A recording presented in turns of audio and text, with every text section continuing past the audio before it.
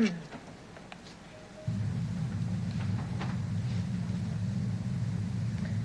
morning, everyone. We are going to get started this morning on this chilly, snowy morning, February 3rd. I'd like to welcome everyone to Executive Committee. I'd like to begin by acknowledging that we are meeting on Treaty 4 territory and the traditional homeland of the Métis. To ensure social distancing measures are being met during this time, some members of the City Administration are attending the meeting today through video conferencing. This morning on this chilly, snowy morning. Please shut off your microphones. 3rd, I'd like to welcome everyone to Executive Committee. I'd like to begin by acknowledging that we are meeting on Treaty 4 territory and the traditional homeland of the Métis. To ensure social distancing. Perfect. Can I continue? Great. I'd like to remind those who are attending through a video conferencing, please ensure that your video camera and microphone are turned off.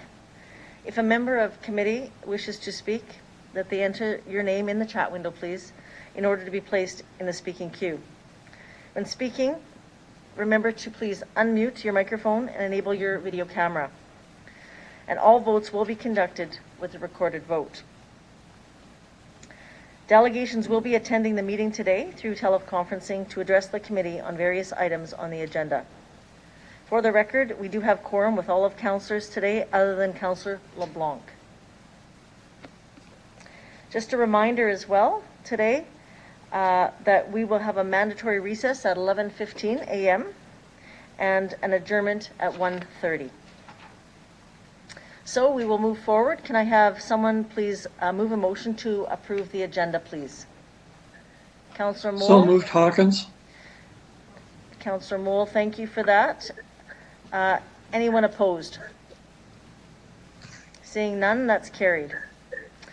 Can I have someone please move a motion to approve the meeting minutes from the Executive Committee that was held on January 20th, 2021?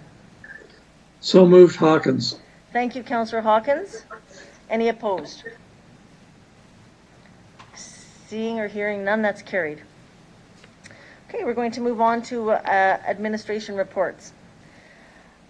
We do have a delegation. I'd like to call upon Mr. Pat Fiacco, who is here today, representing Carry the Kettle Nakota Nation.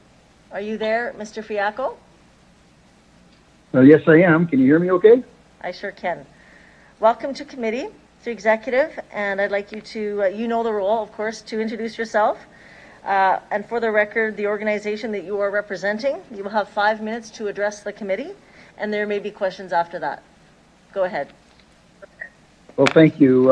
My name is Pat Fiacco, and I'm here to represent Carry the Kettle First Nations. Chief Brady Owach sent his regrets. Unfortunately, he's had a death in the family on Monday and is unable to participate in today's meeting. Mayor Masters and city councillors, first of all, let me start by congratulating all of you on your successful election. It's a wonderful feeling getting the opportunity to represent the citizens of Regina. Thank you for the opportunity to speak with you in regards to the Memorandum of Understanding for the Municipal Services Agreement on the 300 acres of land that Carry the Kettle own in Northwest Regina.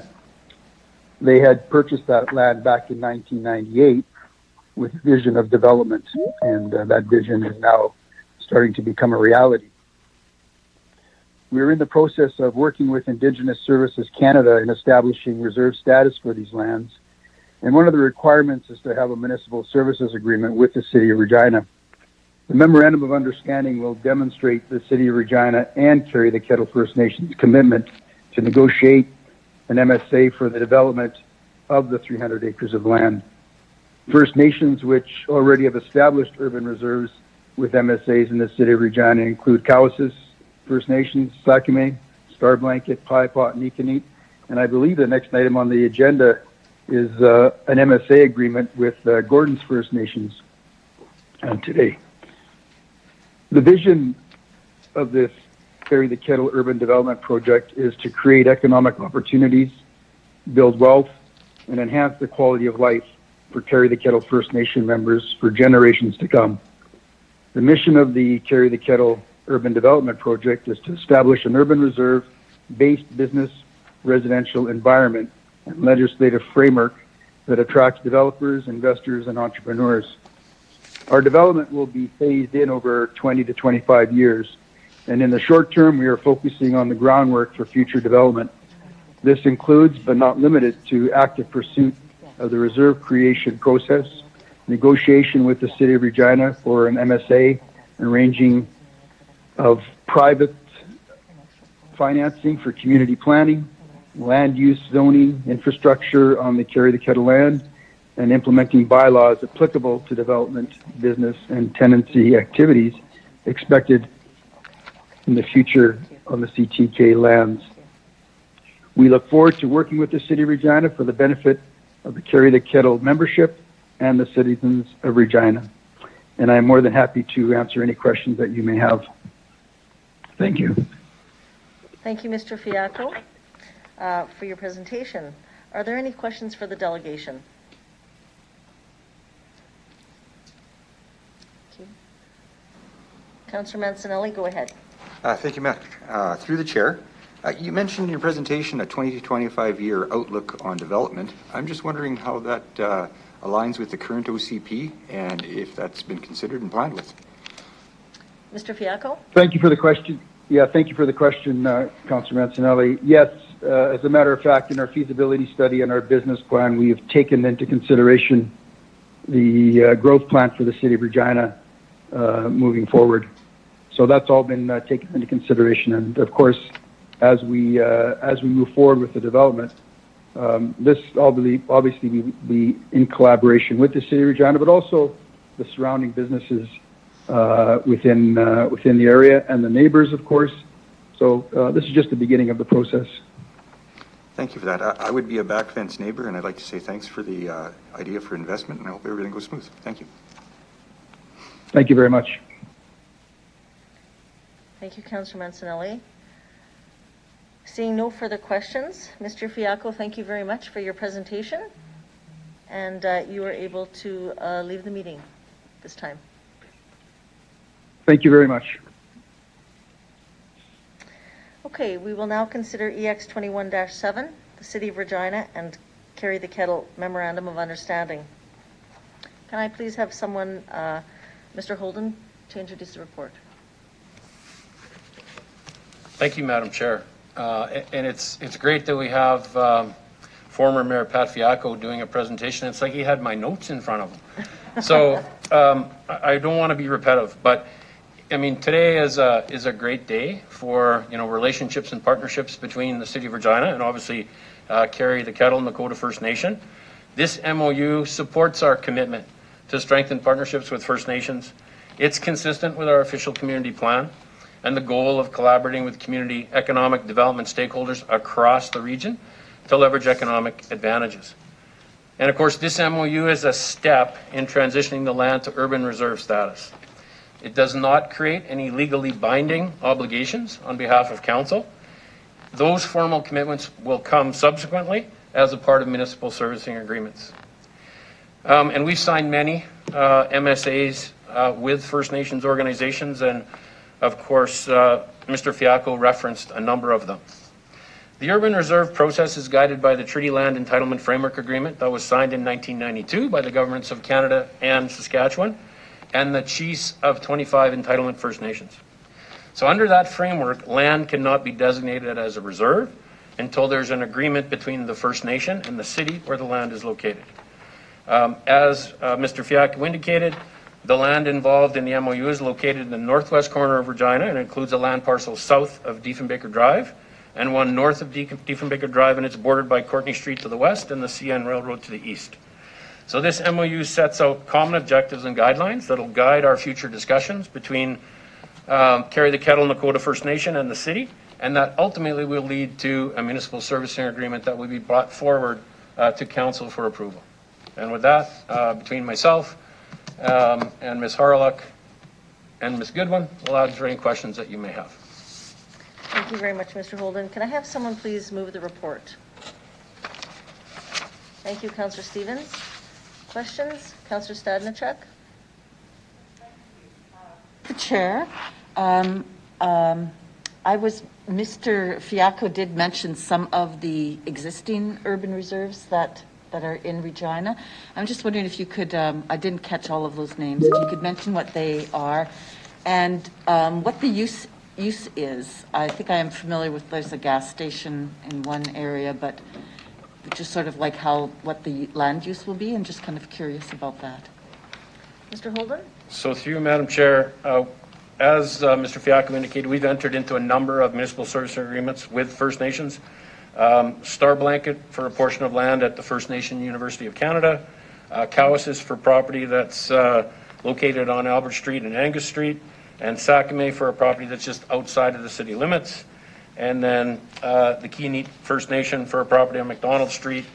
And then, of course, we are going to have a pending conversation shortly about an MSA for the George Gordon property on Broad Street. I'm not sure if Ms. Haralick has information about the specific uses of those sites. Ms. Haralick? Through you, Madam Chair. So the Cowessess property is the gas station. The Sakamay that's outside of property outside of the city limits has the gas bar, and they have an industrial development that is planned that's in that area. Nicanite First Nation on McDonald Street is also another gas bar, but all of these developments have larger development plans that they've indicated. And then the pending agreement is a current office strip mall development, and our understanding is it's not changing uses as of any time soon, is our understanding. So through the chair, is there also residential development planned, or has residential also been part of it, or has it just mostly been for business development? Through you, Madam Chairman. So at this point in time, these lands that currently have MSAs are primarily for commercial or industrial uses. As Mr. Fiacco said, the lands that the Kettle has, they have larger plans for multi-use development, which includes residential. Okay, thank you. No more questions. Thank you. Councillor Zakidniak, go ahead. Thank you. So I'm just curious through the chair, if how long this MOU is expected to be in place before the next step in the process. Mr. Holden? So through you, Madam Chair, so this MSA is a commitment that the two organizations are going to work effectively together. They need to bring forward, obviously, their development plans, but this will allow us to really look at how we can service that, put the municipal servicing agreement in place. It's a fairly lengthy process because once we have a servicing agreement in place, then they do have some requirements to go through federally and provincially to get the approval for it to be urban reserve land. So time frame is usually anywhere from 18 to 24 months once we've entered into our MSA. Okay, thank you. Thank you. Councillor Mancinelli? Thank you. Through the chair, what is the plan in the OCP for these lands that has been logged so far to date? Ms. Haralick? Through you, Madam Chairman. So these lands, there's two portions. Part of it is within our current growth horizon, and the other is outside of our growth horizon in the 500,000. So it is for growth to see all types of development from residential, commercial, and industrial. So it hasn't been fully planned. The immediate lands within the 300 was identified as future residential. Okay. A follow-up through the chair. How does that align with the other developments just being recently started in that corner of the city? Is there adequate supply of utilities? Will this all work out for what we have for infrastructure? Is everything online? Ms. Haralick? Through you, Madam Chairman. So we've been working quite closely with Mr. Fiacco and Carrie the Kettle, and their plans are in alignment with our official community plan, as Mr. Fiacco had indicated. They've taken all of that into consideration. As far as servicing goes, there is going to be the requirements for them to bring in servicing plans, no different than any other developer would have to, with respect to being able to service those lands. Currently, those lands don't have services right to the property, so we'll work with Carry the Kettle and Mr. Fiacco through the servicing process. And as Mr. Holden indicated, part of the next process is doing the municipal servicing agreement, which will outline all of those requirements that would have to come to fruition to see these lands brought online. Thanks. Just one more follow-up. I totally get very cooperative partners. Really appreciate that. I guess I was pointing more to the overall network of servicing needs the city has to offer more than just any one developer. Relief pumping stations, things like that. Do we have capacity in those from our part of the deal to provide people looking at developing in that corner of the city? Are they going to be able to cut ground and do something in the time frame they're talking about? Or do we have adequate utilities available to them? Ms. Howard? Through you, Madam Chairman. So again, that'll be information that we'll need through their servicing studies that will be required. As you might be aware, that in that corner of the city, the Maple Leaf lift station is at capacity, and we do need a new lift station to accommodate the full growth of not only these lands but Coopertown. So we are working through that. So we do have policies that would allow interim servicing to be able to allow development to proceed. But again, those would all be discussions with Carry the Kettle in order to bring their developments online. And it's obviously there'd be phases. So as we work through, no different than with Rosewood or Coopertown, we'll work to see how and what services we need and any upgrades that would be required in the interim before the bigger systems are in place. Thank you. Thank you. Councillor Zakidniak, did you have another question? Yes, thanks. Just a quick one. Can you remind me through the chair where exactly in the city this is located, this planned development? Ms. Harlock? Through you, Madam Chairman. So this is off of Courtney Street, in between Diefenbaker and Armour Road. So if you look on map 1 of the Appendix A, there is a map that shows all of the land holdings that Carry the Kettle has. Okay, thank you very much. And thank you, Councillor Zakidniak. I have a question just in regards to the service agreement fees that will be paid. They'll be the same as any other developer that would be paying, same rate. I just need clarity on that. Mr. Holden? Go ahead. So through you, Madam Chair, they pay their servicing agreement through the MSA. They will pay costs for servicing. They pay some fees that are equivalent to municipal and library property taxes. And we'll probably get into that conversation in the next report when we actually talk about the municipal servicing agreement with George Gordon Reserves. The same will apply to here as we move to a servicing agreement.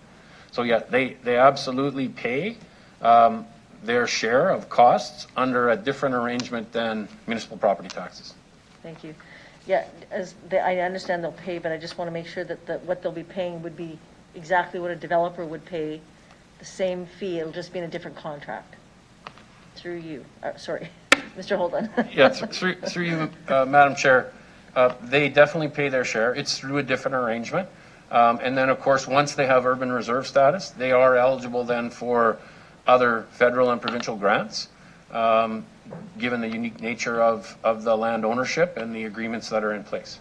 But as a taxpayer of Regina, people should feel assured that when a development occurs on an urban reserve, there is a formula and a calculation in terms of how they contribute to pay their share of the development costs and obviously the ongoing connection to city services and access to city services. Thank you for that clarification. Okay, thank you for that.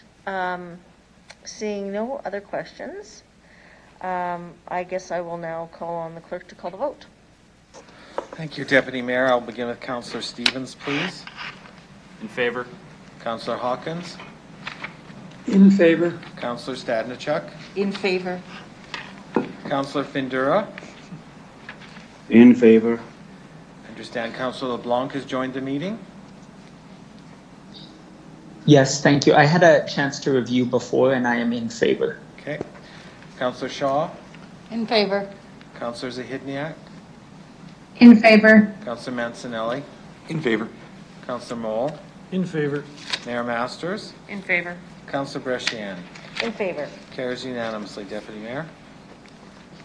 Thank you, Mr. Clerk.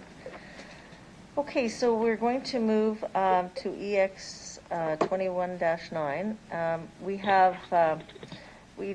We have delegations. They will not be doing a presentation. They will be here just for questions. And so we have Kevin Filto and Rory Jensen representing the Ministry of Education, and Ronald Ajavon representing the Council de Cour Frank Sasqua, available to answer questions, if any of the members here have questions for the delegations. You've read the report, and if there's any questions you have, they are on the line for questions. Okay, seeing none, thank you for the delegations today, for just being here to answer questions. So we will now consider the EX 21-9 Francophone School land request. That's Ken Jenkins. Can I have someone please introduce the report from administration? Mr. Lacey. Good morning, through you, Madam Chair.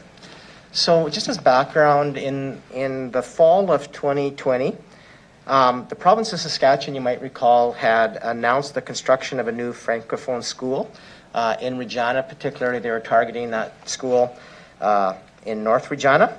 And since then, the ministry has identified the former Ken Jenkins school site as an ideal location for that school. And so we've been in discussion with them with respect to that site. And so just as background for folks, as I mentioned, there used to be a school there, Ken Jenkins. In 2014, the city actually purchased that building or that old school on that site when it was vacated. And since then, because of the condition of the building, we demolished it, and so that land is pretty much sitting there as is. So the report before you is recommending that the city lease that land to the ministry for the purpose of the construction of that Francophone school on that site. The lease in total can be up to 80 years, the initial term being 40 years with 4 10-year extensions. As part of the proposed lease agreement, we have negotiated, and as part of that lease agreement would be compensated for the sunk costs that we put into that site since we purchased that school back in 2014. And so those sunk costs are made up of the initial price that we paid for that building. Secondly, the demolishment costs of that building. And then we've had some minor maintenance costs associated with that building since we've purchased it. And so we're asking for to recoup those costs as well. So the total $600,000, and so that will be part of the lease agreement that we're seeking approval for from council. Thank you. Thank you.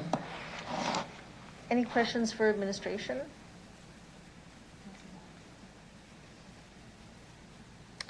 Okay, Councillor Mole. Okay, this one was interesting for me to read, mainly because that was where I bought my first house, was in that area, and my daughter went to school in Ken Jenkins from kindergarten to grade 6. So that was interesting. Now, I guess I'm a little confused being new. It says here the annual lease rate is $1. Is that correct? Mr. Lacey? Sorry, through you, Madam Chair, that is correct. And there is specific provincial legislation around that sets what that amount is, and that amount set by legislation is $1. Okay, interesting. Okay. That answers all my questions. And after that, perfect. Thank you very much. Councillor Stadnichuk? Thank you. Through you, Madam Chair. The other schools that exist in the city, are they also leased? I'm not aware of, I'm just not familiar with the normal arrangement, yeah. like why it would be leased and not purchased? Mr. Lacey? Thank you, Madam Chair. That's a really good question and a kind of an interesting question. So not all schools are leased from the province. Actually, going back just a short period of time, the province has changed its legislation with respect to how land for schools are acquired or leased. And really what that's moved to is a model where the city provides that land. And so you do see a mixture. A lot of the schools are owned by the school boards or by the ministry, but more recently, with the change in legislation, the land is leased from the city. And so there are a number of other school sites that recently are leased, and I'm just going to try and find them in my notes for you. If you could just give me a quick second. So recently, since 2018, we have provided similar agreements to 3 Catholic and public schools. So one on Greens on Gartner, one in Harbor Landing, and then there's also one in Rosetown. And then previous to these changes, I understand Jack McKenzie and the St. Gabriel Joint Use School is also on land leased, city land, the city leases with them. Okay, thank you. Thank you, Councillor Stadnicek. Councillor Hawkins. Thank you, Madam Chair. I'm just wondering through you where the $600,000 that the city is recovering in fixed costs, where that shows up in our accounts. Is it a general revenue acquisition or does it show up somewhere else? Mr. Lacey? Thank you. Through you, Madam Chair. Just to my previous answer before I answer Councillor Hawkins' question, I think I'd mentioned Coopertown and I actually meant Rosetown is where the other lease occurred. Okay, thank you. Rosewood. Rosewood. Sorry, I can't even get that right even. Rosetown. We're moving out of town. Thank you for the correction.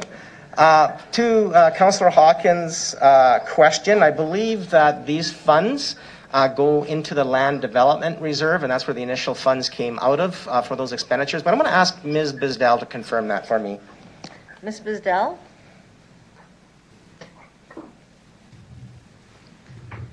Through you, Madam Chair.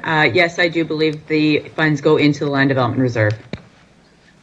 And Madam Chair, if I could, thank you, Madam Chair. If I can have a follow-up, can you describe for me what the Land Development Reserve is used for? So Land Development Reserve, through you, Madam Chair, the Land Development Reserve is our reserve that funds our land development projects.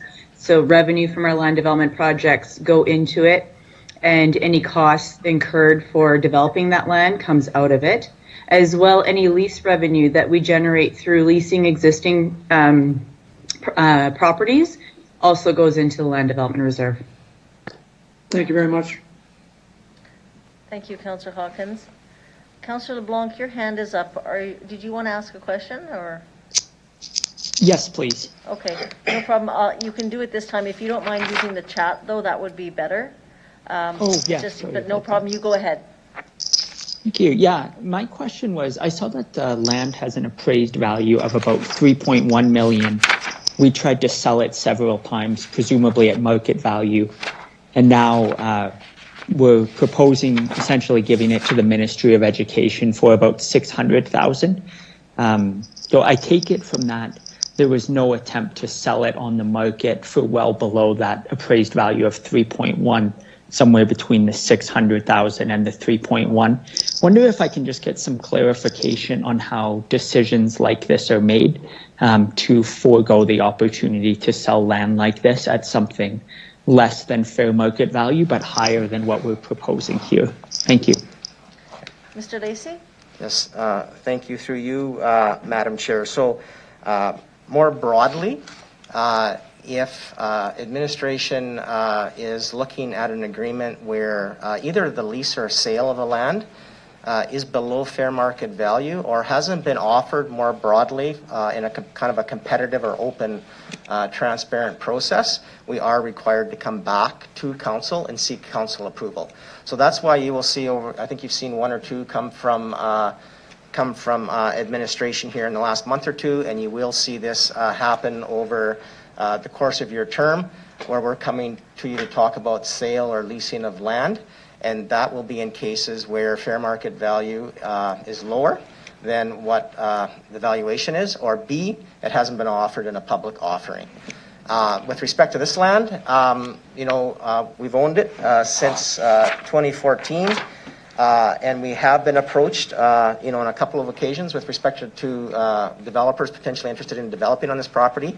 At the end of the day, nothing at the end of the day came through with respect to those discussions, but there has been interest in the past.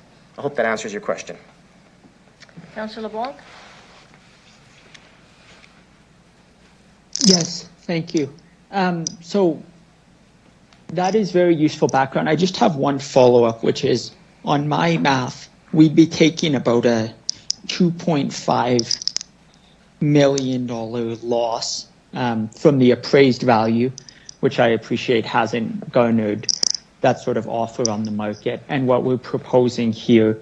Am I right that the amount of that loss, that assumed $2.5 million, is justified essentially based on the value of the city and having another Francophone school in that area? Is that sort of the analysis that's going on? Thank you. Mr. Lacey? Through you, Madam Chair. I would frame that as that there's a potential lost opportunity here with respect to potentially realizing a sale on this property with a gain. But I would also mention that needs to be, I need to put that in context with respect to the change in the provincial legislation. And essentially that change more broadly essentially requires us to work with the province to find land when there's a new school built. Now, typically, that's a greenfield school in a newly expanding area of the city. It's pretty rare when we're talking about trying to find new land, brownfield, inside of kind of old neighborhoods. And so this is kind of a unique situation. So my comment would be that, yes, while we lose that opportunity in the short term, remember, we still own the land at the end of the day.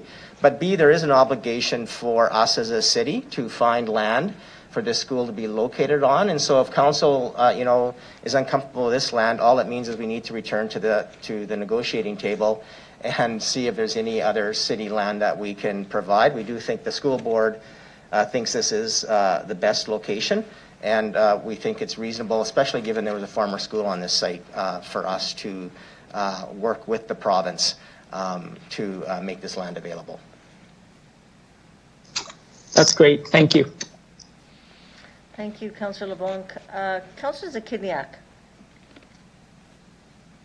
Thank you. I think I just have two questions. So the first one is on page 2 of the report. It mentioned that this is a municipal reserve. In policy strategic impact. So if I could just get some clarity about it's a dedicated municipal reserve property. Ms. Harlech? Oh, through you, Madam Chair. Maybe I'll ask Ms. Bisdell if she wants to kind of touch on that for the committee. Ms. Blaisdell? Through you, Madam Chair, correct. This land used to be owned by the province, and then back in 2014, and it was considered public reserve back in 2014.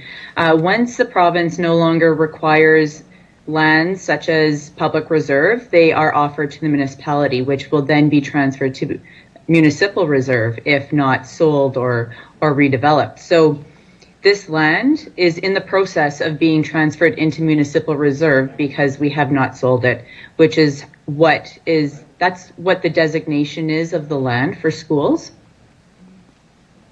Okay, thank you. That helps. My next question is on page 3. It talks about that it does not meet the guideline of being located on a collector roadway. I'm just looking for a bit of clarification of what that means. I looked it up, but I still need some more clarification on a collector roadway. what qualifies as about on that, and what are the implications of this not meeting that criteria? Mr. Through Lacey? you, Madam. Oh, Sorry. Sorry. go Through ahead. you, Madam Chair, I can take that one if Mr. Lacey would prefer. Sure. Go ahead. Essentially, a collector roadway is a classification of a roadway, so it stipulates the quantity of vehicles that road can carry.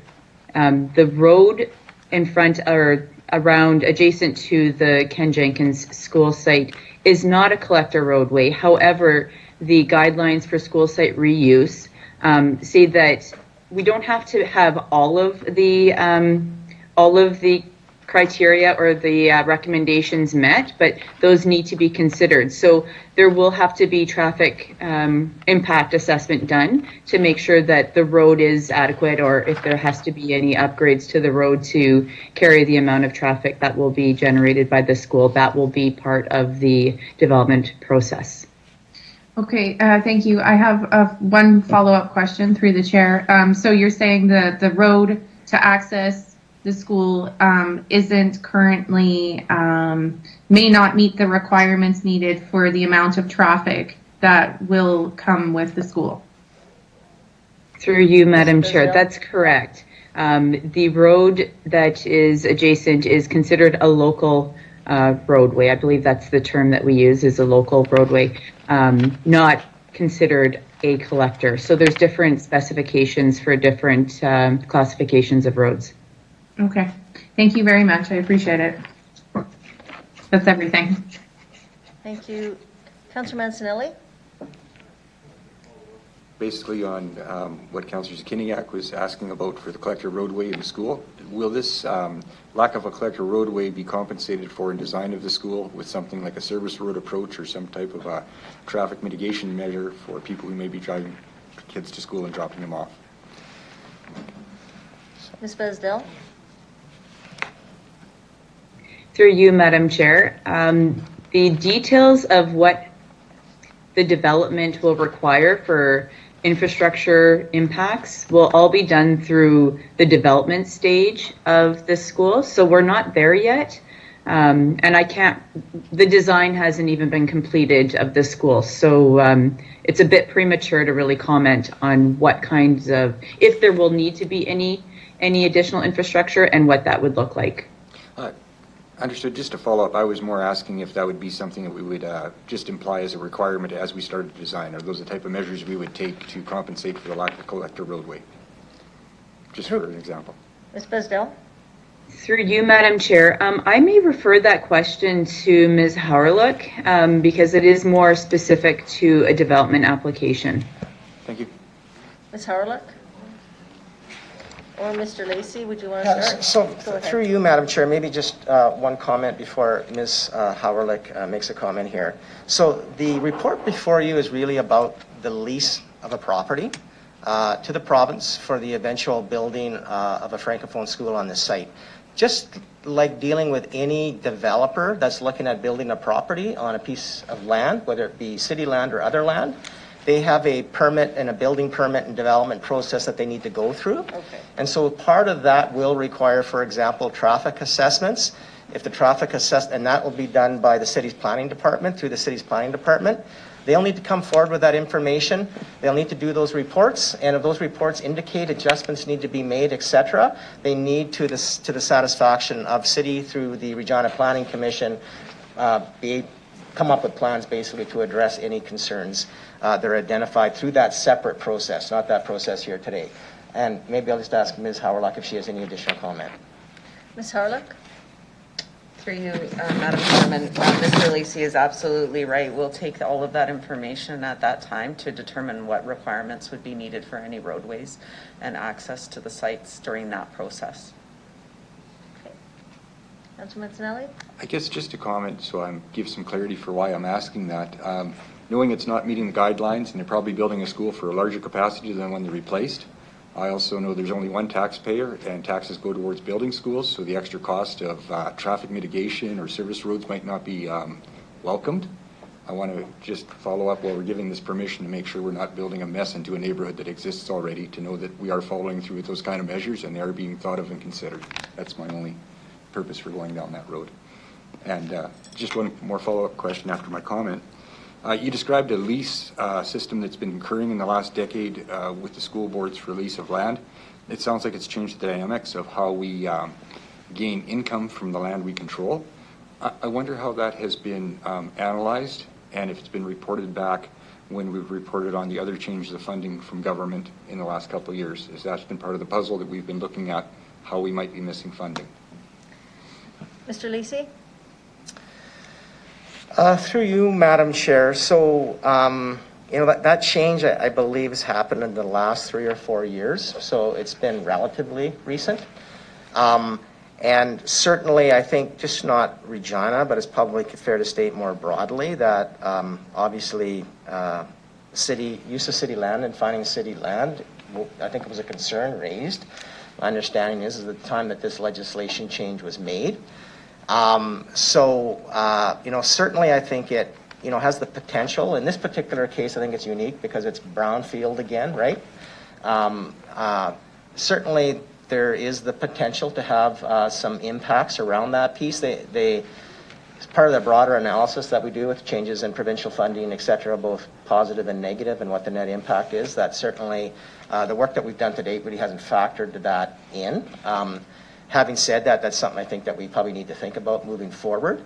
I think the broader discussion wasn't just about, use of that land and potential revenue opportunities, but obviously it impacts green space and all of that as well, and the amount of municipal reserve we have, et cetera. But those discussions, I understand, did happen with the province at the time that legislation, they were looking at amending that legislation. I guess another comment just to follow that up. Growth pays for growth is a term I've heard since I've been a councillor quite a few times, and just looking at this and the intensification levies we've discussed on other properties, I'm just thinking growth doesn't always pay for growth, so I want to make sure it's compensated for and thought of. Just wanted to bring attention to it. Thank you. Thank you, Councillor Mancinelli. Can you move the report as well? Thank you, Councillor Mancinelli. Okay, seeing no further questions, I will ask the clerk to call the question. Thank you, Deputy Mayor. I'll begin with Councillor Mancinelli, please. Councillor Mancinelli? Councillor Mancinelli? Councillor Mancinelli, vote. He's calling the vote. Oh, in favor. Councillor Mole? In favor. Councillor Zahidniak? In favor. Councillor Shaw? In favor. Councillor LeBlanc? In favor. Councillor Findura? In favor. Councillor Stevens? In favor. Councillor Hawkins? In favor. Councillor Stadnichuk? In favor. Mayor Masters? In favor. Councillor Bresciani? In favor. Carries 11-0, Deputy Mayor. Thank you. We'll now consider EX 21-8, City of Regina and the George Gordon First Nation Municipal Services and Compatibility Agreement. Can I please ask Mr. Holden to introduce the report? So thank you, Madam Mayor. So this municipal servicing agreement is consistent with similar agreements that we've negotiated with First Nations that are acquiring properties as urban reserves within the city. This agreement is specific to the purchase of a 2-story office building at 400 Broad Street. Again, this is an example of the ongoing cooperative relationship between the city and George Gordon First Nation. We have significant experience and we've been successful in negotiating MSAs with our First Nation partners. And again, this is consistent with encouraging economic growth and development in our city. So under the Saskatchewan Treaty Land Entitlement Act framework, the land cannot be designated as reserved land until the agreement is entered into between the First Nation and the city and the land that is located on. And, similar to the question that was asked around the previous report, once a reserve status has been granted, George Gordon has the responsibility to put their own tax system in place. However, all of the MSAs that are entered between the city and First Nation, they will agree to pay, in consideration for services, an annual amount that equals the municipal and library portion of the property tax and any special levies in a given year. So basically, the revenue that the city receives is the same for urban reserve land as it would be if it were municipal, a part of our municipal tax system. In addition to that, the services that are paid for through our utility, for example, water, wastewater, drainage, those are in addition, and those are also considered in the MSA. So really, it is about making sure that as those developments occur, that they are covering the costs associated with being within, the municipal boundary, and they're paying for the services that they have in place. In addition to that, policing services are dealt with through a separate agreement with the Regina Police Service. So as this moves forward, the Board of Police Commissioners will see a report on servicing between George Gordon and RPS.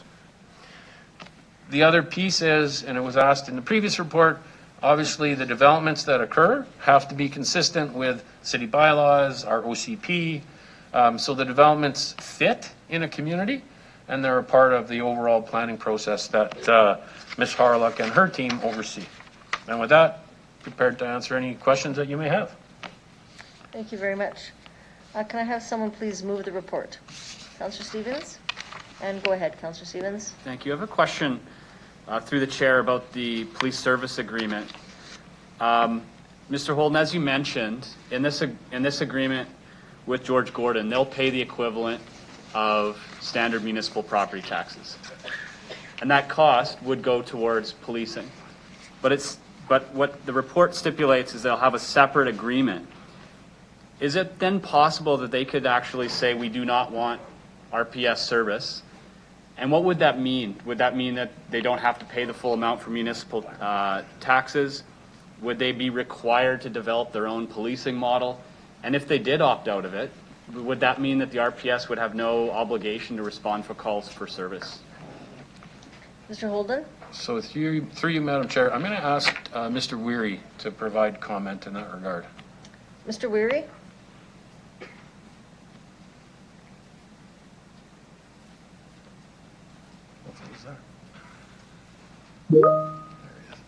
Thank you, Madam Chair. I don't know if we've encountered this problem before. Most of the municipal servicing agreements that we've had have been comprehensive in nature. The policing requirements for this parcel, given that it's relatively small in nature, is likely going to be minimal in terms of the need for police service, but I would need to look further at it because it's not something that we've previously built into these agreements. But certainly it probably, just for the purposes of advising committee today, because as Mr. Holden has said, we are negotiating by contract what services are included in the municipal servicing agreement and what the compensation formula is. So that could be something that would be the subject of further discussion if that was the direction of council. Thank you. As a member of the Board of Police Commissioners, I'll see this on the other end. It was simply an inquiry about how this process works. So I look forward to seeing what that appears like at the board. Thank you. Thank you, Councillor Stevens. Mayor Masters? She's good, okay. Councillor Zakidniak? Hi, thanks. I just have two quick questions. So my understanding is this covers the building at 400 Broad Street. So this MSA is specifically for the building located, the entire building at 400 Broad Street, and specifically and exclusively that. Is that accurate? Mr. Holden? Through you, Madam Chair, yes, that's correct. Okay, thank you. And my last question, I couldn't see this in the report or the agreement, and maybe I missed it. So my question is, how long does this municipal services agreement last? Is it indefinite? I couldn't see any length of time associated with it. Mr. Holden? So through you, Madam Chair, yes, once the municipal services agreement is entered into, it is in place for the life of the building, so to speak. And of course, the agreement should look at adjustments for the fees they pay, and of course, for utilities, there's adjustments on an annual basis. But yes, it's subject to being in existence for the life of that building. Okay, thank you very much. Thank you. Councillor Zakidniak, I have a question. Do these agreements come back to council? So through you, Madam Chair, so the provisions in the attached service agreement. It'll be up to our legal counsel to finalize those negotiations, but the terms are what we put in front of you today. So council will approve this at the meeting on February 10th. Okay. In regards to the fees that we're talking about, when we talked about this agreement being for, I guess, forever, until on the building, is there something that we are ensured that these fees are going to be going up as the time increases for these fees? So through you, Madam Chair, the agreement is for the land, not the building itself. Okay. So it's related to the land and the fees associated with the land, and the building is obviously under their jurisdiction once they get urban reserve status. Okay. So again, for the land then? Yes. The services for the land, those services, will they increase over time? Will there be any costs that will be incurred over time that will be increased, that will be addressed in this MSA? I'll get Ms. Harlock to provide that detail. Go ahead. Through you, Madam Chairman. So as Mr. Holden indicated, so the agreement, it runs with the land and the building is on it, so it'll be assessed and everything no different than any other property. So utilities and those sorts of things, if there's increase in utility fees, they would be subject to all of those, and then increases in taxes. Again, it's just through a different mechanism because of the act that urban reserves fall under. So it would be exactly the same as any other property, any requirements. So if in the future they decided to take the building down and rebuild, then the property would be reassessed from the taxes based on the new building and the land value. And then if they needed new services, any fees that would be applicable, that would be also payable to the city, no different than anyone else. So the best way to look at it is it's treated the same as any other property within the city. It's just the mechanism, as Mr. Holden said, upon which we calculate and collect the fees. Okay, thank you. Mr. Weary, you'd like to clarify your previous answer. Go ahead. Thank you, Madam Chair. My apologies. To clarify the question from Councillor Stevens, my understanding is, in fact, that there is a separate contract that's entered into directly with the Board of Police Commissioners for these types of arrangements. So the policing services to the urban reserves are negotiated as a separate agreement. So apologies for the misstatement earlier. Thank you. Mr. Weary, as Councillor Stevens asked, can they opt out though? That's the question. Can they opt out to not having those services?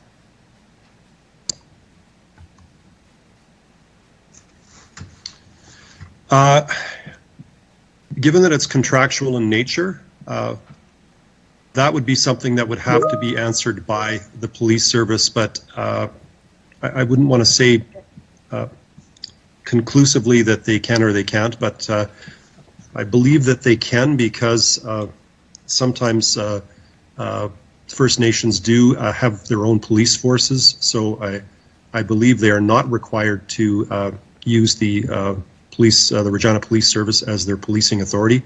Similar to other municipalities across the province, can enter into a contract for service with another agency, the RCMP, etc. But it could be that anyway. I would undertake to provide that information prior to it going to council. But some of the policing arrangements may, in fact, also be subject to federal negotiation as well. So there are other factors in play. It's not simply just a negotiation between the RPS and the First Nation. It could be there's some federal expectations as well that I'm not completely familiar with. So sorry, that's a long-winded answer, but there are some other factors that come into play that Councillor Stevens will probably hear about when this matter is considered at the Board of Police Commissioners. Thanks. Thank you. Mr. Holden? So through Madam Chair, and just further to Mr. Weary's comments, I think we have to be very careful when we look at the policing service. There are a number of factors that play into this. Some of the federal requirements, of course, the negotiation with the Regina Police Service, they will make the determination. I think to Councillor Stevens' question, if First Nations are paying a fee that includes the cost of policing, is there a consideration then that potentially that amount be reduced by the policing costs, because the costs of policing are included in the municipal tax base? So that is the conversation that we can have with our First Nations partners. It wouldn't make sense to have, an urban reserve, which is one commercial property, having its own police oversight. So I think the policing should be left to the experts that sit around that table in terms of the RPS and the First Nations. And if anything, I think our consideration would be, do we need to make some adjustment to the annual fee that's paid if they're paying a fee to the RPS? So. Thank you. Just a comment, that's, I think, my concern is that all of a sudden, if that was an option, that, would come to the board and that's the discussion, I would have that real concern where all of a sudden that they feel that they have their own. So I just want to ensure, though, through this MSA, though, if that ever was a discussion, would there ever be a discussion that could be an amendment or a change in this, in the one that we're doing here with the city, to ensure that that doesn't happen, that is a requirement? And could that be done now, so they know when they go to the Board of Police Commissioners that's not even an option? So through you, Madam Chair, our current practice is that policing is a separate contracted agreement with the Regina Police Service. That has been our past practice. That will be our go-forward practice. If through some discussions at some point that needs to be changed, then obviously that would come back to council, because that is not in alignment with the outline or the framework of contracts that we put in front of you in the past. So for this example and going forward, we will expect that those contracts are separate and negotiated with RPS. Okay. I'll leave it there for now. Seeing no, no, she's already, Mayor Masters.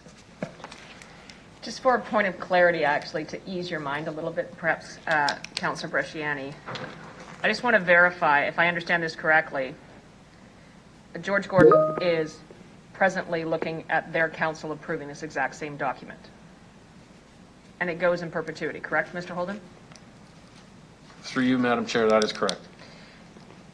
Through the chair, the clause specifically states that the city shall provide all normal city services to the land. Type and level of services supplied shall be the same as the city provides to similarly zoned lands within Regina, which are in a similar state of development, and shall specifically include fire protection and policing services. It's already within the contract that they're going to sign, that we're going to sign. The fact that we push them into the RPS notwithstanding, we're already saying that this specifically denotes both our fire and police services. Great, thank you for that. That's the clarity I needed. Councillor Zakidniak, you have another question? Go ahead. Yes, thanks. So on page 4 of the report, it says that George Gordon and the city agree that their respective councils and or representatives will meet at least once in each calendar year to discuss any matters that have arisen. So my question is, who would be our representative? What is our plan for how that will work? Is it through council or is it through administration? Mr. Holden? So through you, Madam Chair, if there are going to be meetings, I think there's an opportunity to have council representation and leadership within the band. The ongoing interactions are really up to the administration, but I think those annual meetings should be at a political level. Okay, thank you. So just to follow up, so that how that looks is to be determined at this point? So through you, Madam Chair, in the same way that we just approved representation to work with FHQ at the governance level, we would have a similar conversation as to who the representative should be from council to enter into those discussions on an annual basis. Okay, thank you. That's helpful.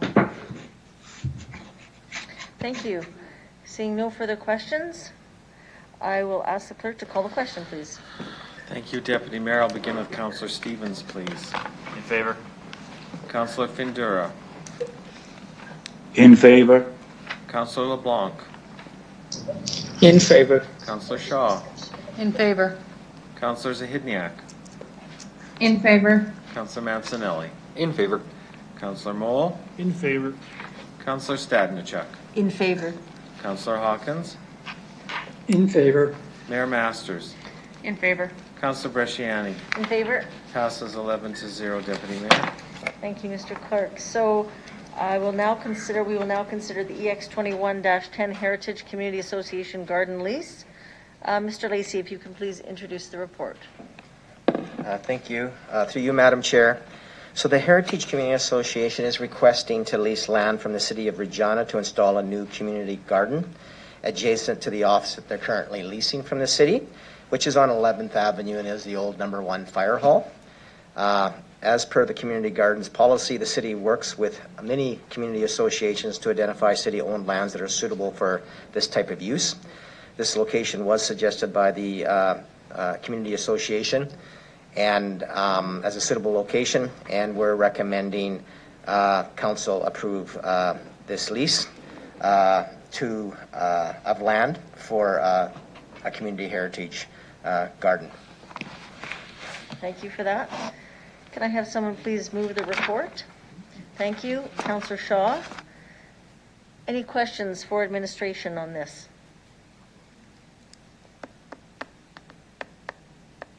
On the Heritage Community Association garden lease?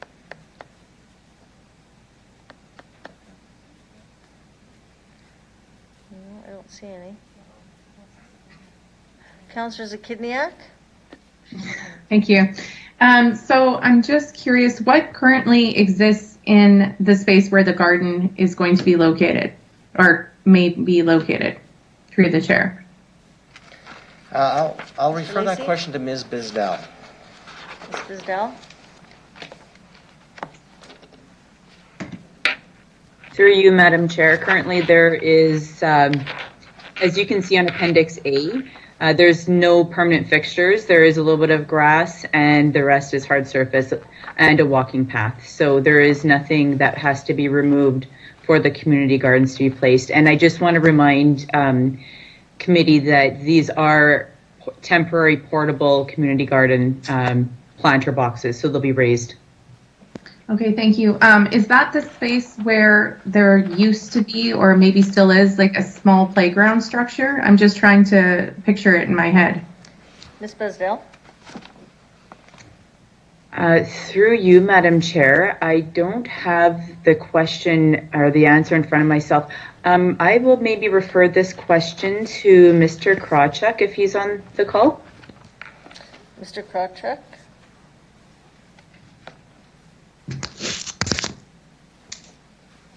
Through the chair, I am not aware of a playground structure in this area. There may have been one there. I don't believe that there is at this point in time, though. Okay, thank you. I was just curious if I was picturing the right spot. It's really not crucial, but thank you. And then I, on the point of it being a temporary placement for the gardens, when is it anticipated? Do we know when the other spot will be available? When will the gardens be moved to the new spot? Do we have any sense of that timeline through the chair? Who wants to take that one? Ms. Besdell? Through you, Madam Chair. The construction of the Municipal Justice Building is a MEET project, so that will be done in before March 2022. Will the area outside the Municipal Justice Building necessarily be ready for the, I guess, a community garden at that time? I can't say for sure, but I would anticipate that administration will be bringing a report in 2022, either for the 2022 growing season or in preparation for the 2023 growing season. Thank you very much. That's helpful, and I have no further questions. Thanks. Okay. Any other questions from council? No? Seeing none, I'll ask the clerk to call a question. I will begin with Councillor Shaw, please. In favor. Councillor Stadnichuk, In favor. Councillor Hawkins, In favor. Councillor Stevens, In favor. Councillor Findura, In favor. Councillor LeBlanc, In favor. Councillor Zahidniak, In favor. Councillor Mancinelli, In favor. Councillor Mole, In favor. Mayor Masters, In favor. Councillor Bresciani. In favor. Carries 11-0, Deputy Mayor. Thank you, Mr. Mickle. We'll now consider the EX 21-11, the investment policy update. Mr. Lacey, if you can please introduce the report. Thank you. Through you, Madam Chair. So the report in front of you is recommending changes to and amendments to the city's investment policy. This report's genesis was really started in 2019 when we started seeing some changes in the marketplace and our returns decreasing on our current investment portfolio at that point in time.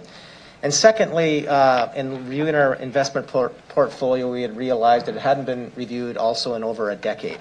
So we felt it was a good time to review the city's investment policy. In doing that, we did want to go out and engage some external experts to provide advice and perspective to us. And so through a competitive process, Aon was engaged to work with the administration to undertake this review. So the project included conducting research into municipal best practices as well as surveying a number of municipalities across Canada and as well as conducting investment simulations to analyze opportunities to improve and balance the risk and return on the city's investments.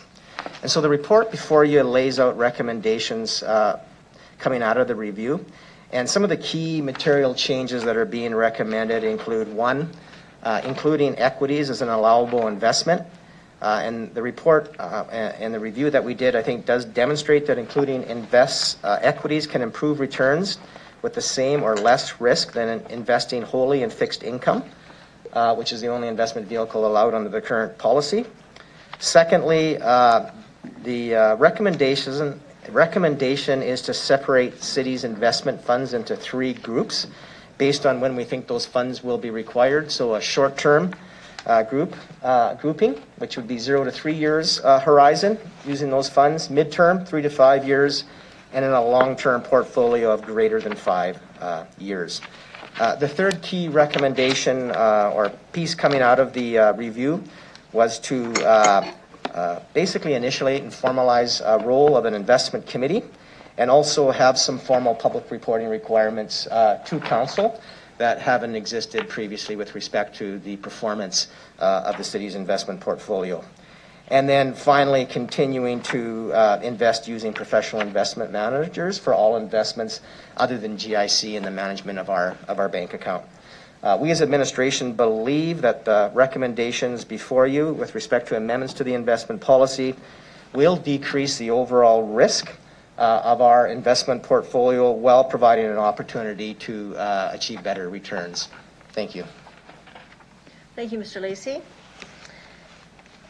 Councillor Mole, can you move the report as well? Yeah, so moved. Thank you. Go ahead. Okay, so I'm very familiar with this topic, being a trustee of a pension plan. So sorry to hear that 2019 was not a great year. That's pretty interesting to me, and I know why from reading the full report, because 2019 was actually a great year for the market. So with Aon, who I'm familiar with as well, doing this report, I think they did a good job. I do have a couple questions. So the comparison chart on page 7 shows the city's investments with the minimum and maximum total equity percentage higher than the civic employees pension plan. Is that correct? Mr. Lacey? So there's more stocks than equities. I'm just doing a quick look here. Yes, through you, Madam Chair. So their benchmarking on the low end has suggested that on that long-term class of assets greater than 5 years, that in the low end you should have a minimum amount of total equity investments of 30%. We got 35 in ours. And then on the maximum end, we're suggesting 55% as it relates to the civic pension plan of 50%. And so there is a slight difference, but I would, what we would say is overall, they're very close. And I think it states that in the report. One of the reasons why we wanted to provide this comparison to City Council and the public, that even on the long-term grouping of assets, overall it still is a relatively conservative approach, kind of consistent with the civic pension plan, whose, yes, goal is to maximize returns, but also protect those dollars to pay future retirement benefits.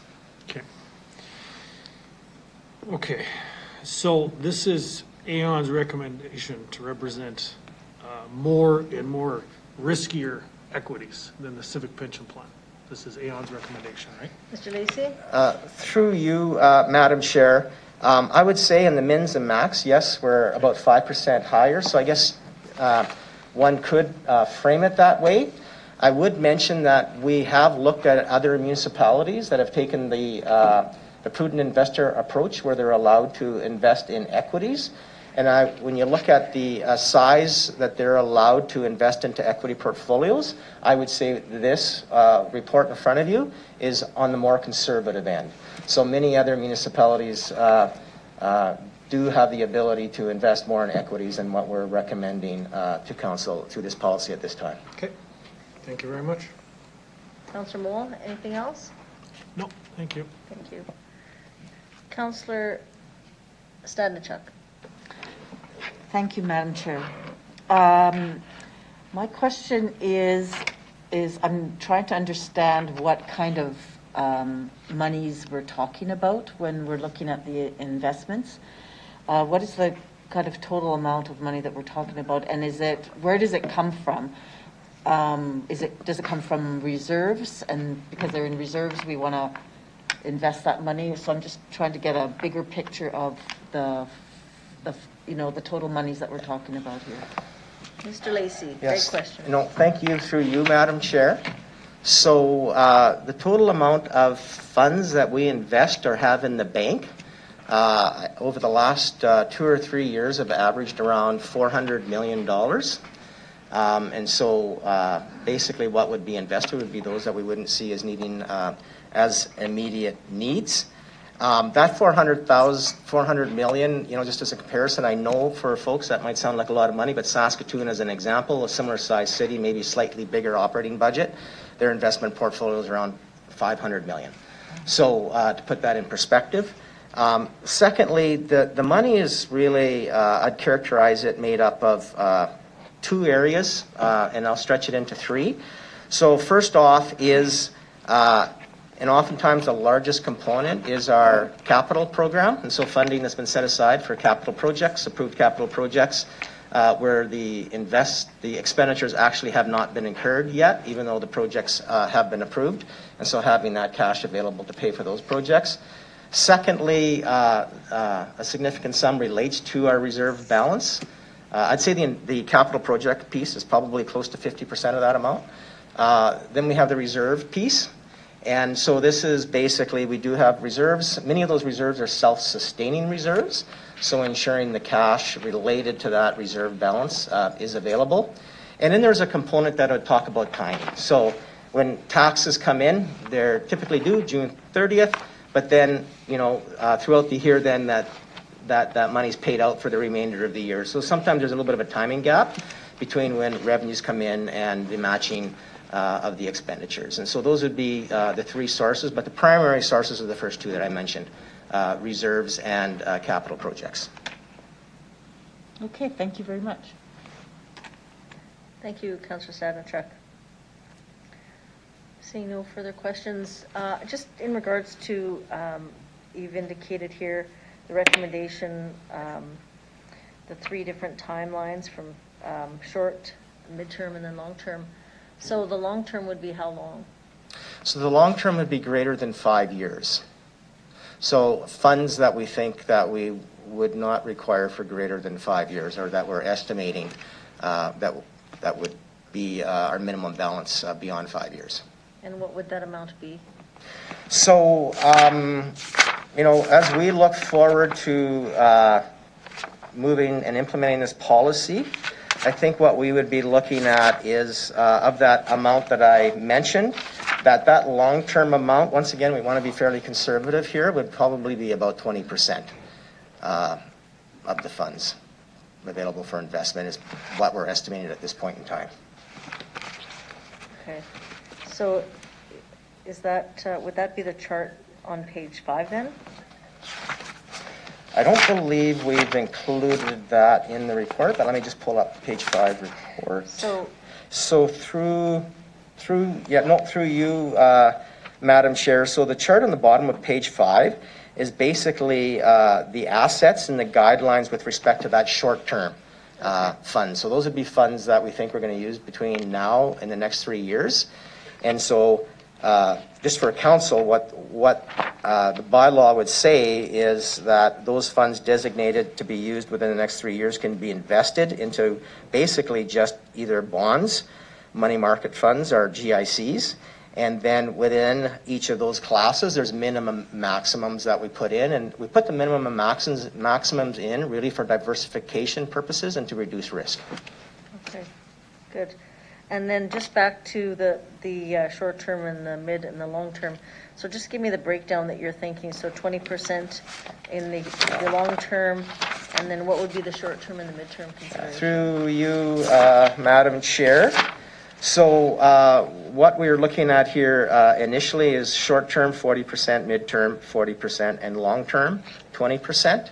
As the report notes, in that midterm bracket, though, we still want to make sure that if we need to liquidate those assets, we can do so fairly easily if that cash is required. And I think that's important as we continue to move through the pandemic and want to ensure that we have cash flexibility. Thank you for that. Okay. And then do we shop around to make sure that we're getting, how do we do that to decide that we're getting the best deal? So through you, Madam Chair, so basically anything other than GICs, we engage with a professional investment manager. We engage those services through a request for proposal or an RFP. Okay. And then that investment manager is required to make investments pursuant to the policy, so to make sure the asset mix doesn't exceed the parameters that council has. And then secondly, we talk about the establishment of an investment committee here. The investment committee then monitors the performance of that investment manager and how well the assets he or she has invested perform. And so typically what we would do as an investment committee is we would set benchmarks that we expect them to meet. So, an example would be on long-term investments, we expect you to exceed 3% of whatever CPI is that year. Mm-hmm. And so the investment committee's responsibility would be to monitor the performance of that investment manager. And if the investment objectives or returns aren't being met, then obviously that committee would need to, just like any performance evaluation, decide what other action might be taken to make corrections. Perfect. And a report, I think I read in here that a report will come back to council every year? Through you, Madam Chair, so the intent here is it's a new requirement that we are recommending be added to the policy that, yes, we do come back to council annually and report on what our investment returns are. And that report, I am imagining, will also cover whether the investment manager and the investment committee has complied with the parameters that you've approved through the bylaw here. And we would report that annually. I would see us coming back with this policy being implemented in the 2021 year, reporting in the 2022 year on what the results were for 2021, and then annually thereafter. Great. That's what I needed. Thank you. Okay, seeing no further questions, I'll ask Mr. Nicol to call the question. Thank you, Deputy Mayor. I'll begin with Councillor Moll, please. In favor. Councillor Mancinelli. In favor. Councillor Zahidniak. In favor. Councillor Shaw. In favor. Councillor LeBlanc. In favor. Councillor Findura. In favor. Councillor Stevens. In favor. Councillor Hawkins. In favor. Councillor Stadnichuk. In favor. Mayor Masters. In favor. Councillor Bresciani. In favor. Carries 11-0, Deputy Mayor. Thank you very much. We'll now consider E20-5, municipal corporation governance. Can I please have Mr. Lacey? Thank you. Introduce the report. Through you, Madam Chair. So this report in front of you is as a result of a motion at private exec committee earlier this spring. And this motion really came out of a discussion about appointments to the EDR board. EDR is a municipal corporation of the City of Regina. And at that time when that discussion happened, the committee did ask administration to return with some background around kind of the governance structure of EDR and how the appointment process was determined, board composition, etc., as background information to support their discussions. And so the report before you is in response to that. In developing that report, we note that there's actually 3 municipal corporations, and so while that discussion just revolved specifically around EDR, we thought because the unanimous membership agreements and the appointment processes are very similar between the 3 municipal corporations, and the foundational documents, when they were put together, were purposefully consistent, we thought we would address all 3 in this report before you today. So back in about 2014, 2016, these 3 municipal corporations were kind of restructured to be under their current governance structure. That restructuring was largely based on a review that was done with respect to initially the Buffalo Pound Water Treatment Corporation, an outside expert company on corporate governance, Watson Consultancy, was the one that came in and advised city administration and council on that governance structure for Buffalo Pond Water Treatment Corporation, and then the RIEL's and EDR's structure were then kind of based on the information that flowed out of the establishment of the Buffalo Pond Water Treatment Corporation governance structure. And really it was about applying best practices around that piece.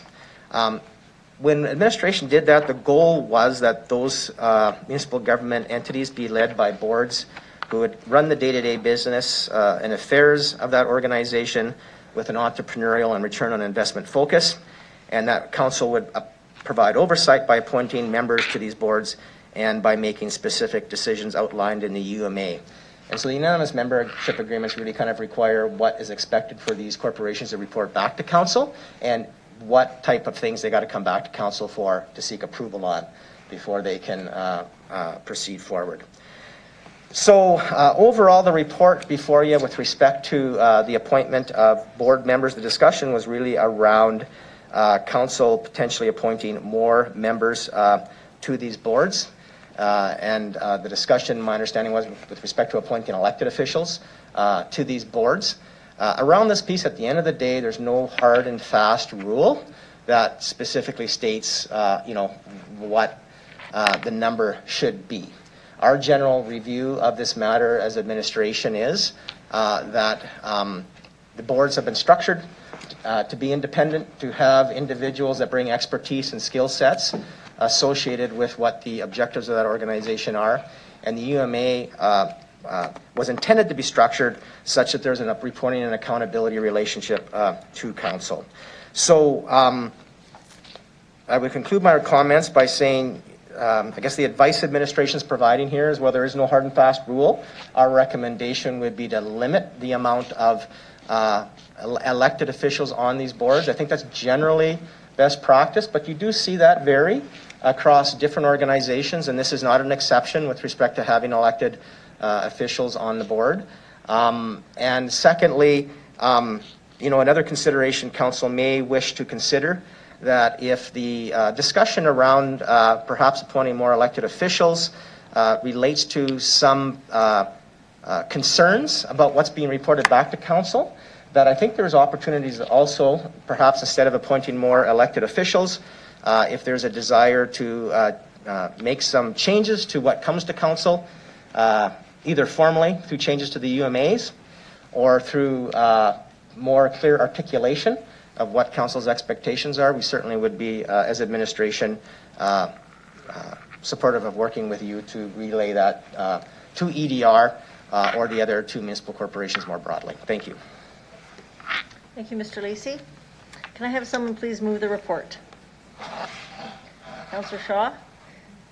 Councillor Zakidniak, go ahead. Thank you. So I have a few questions through the chair.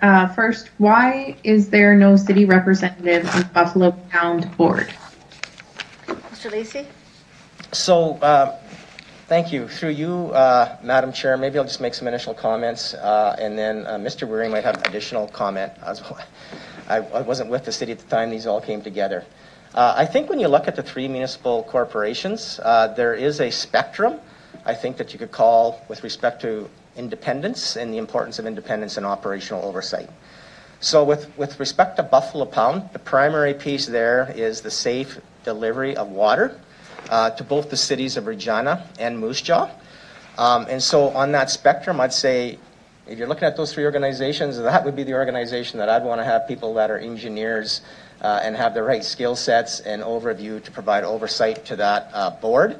The second piece there is I would remind council that of the three municipal corporations, we are not the sole shareholder of that corporation. The other two we are, but Moose Jaw is also an owner of that municipal corporation, and so I think it just adds other complexities and dynamics if you but if there's an elected officials appointed. I think it just, because there's two owners, it adds complexity in that governance structure.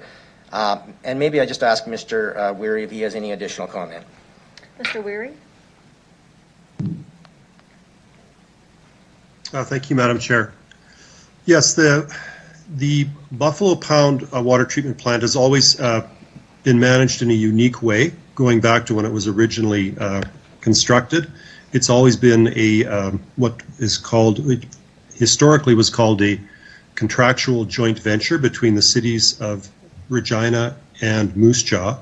And for many years, it didn't have a separate corporate structure. And so with the changing governance that was brought in the mid-decade, was to modernize it, to model it on other utilities that are in place across the country that provide municipal services through a utility model like this. So it was modeled on other utility corporations, and as Mr. Lacey has said, was viewed to be a best practice. And so the concept was to create accountability for a board, to have a skills-based board, and to have diversity on the board and a nominating committee structure to do that. They are called controlled corporations, so they still are accountable back to both cities through the reporting requirements, and that was the recommendation of administration at the time and was approved by council. These were set up, and it's still our recommendation that that there be limits on city representation on the control corporation boards for that reason, that there's a special accountability that goes with having a skills-based board, and having dual accountability does create problems for having city representatives, whether it's at the elected official level or senior management. So that's the model that was studied, examined in place across the country, and a model that was approved by council back at the time. Okay, thank you. I have a follow-up, well, not another question. So how does the city help ensure that all municipal corporations are following the official community plan, master plans, and any other relevant city planning documents? Through the chair. Mr. Lacey? Through you, Madam Chair, maybe I'll, again, just make some initial comments and then ask Mr. Weary if he has any additional, anything additional to add. So the unanimous membership agreements do require these boards to come before council on a periodic basis to talk about what their plans are for the year, what their strategic plan is, more longer term, and then what they're reporting the results then of how they performed against those plans. And so there is the opportunity in the UMA for council to provide input, to ask questions, and to provide perspective and direction with respect to whether they believe, the corporation on the various documents that you've mentioned, whether they believe the organizations are moving in those directions. And I'll ask Mr. Weary if he has any additional comment. Mr. Weary?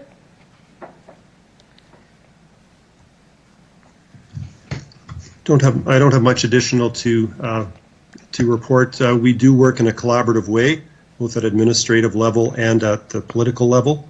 And so there are a number of city policies that are monitored by the city vis-a-vis all three of these organizations. And discussion usually focuses on advancing city policy, whether it's EDR, whether it's REAL, and perhaps to a lesser extent Buffalo Pound Water Treatment Corporation, because it's largely focused on meeting regulatory requirements of running a public utility. So that one is maybe in a different category. But they're certainly aware of that, and perhaps ask Ms. Harlick if she has anything to add in terms of how this fits in with the broader planning processes. Mr. Holden, do you want to respond to that?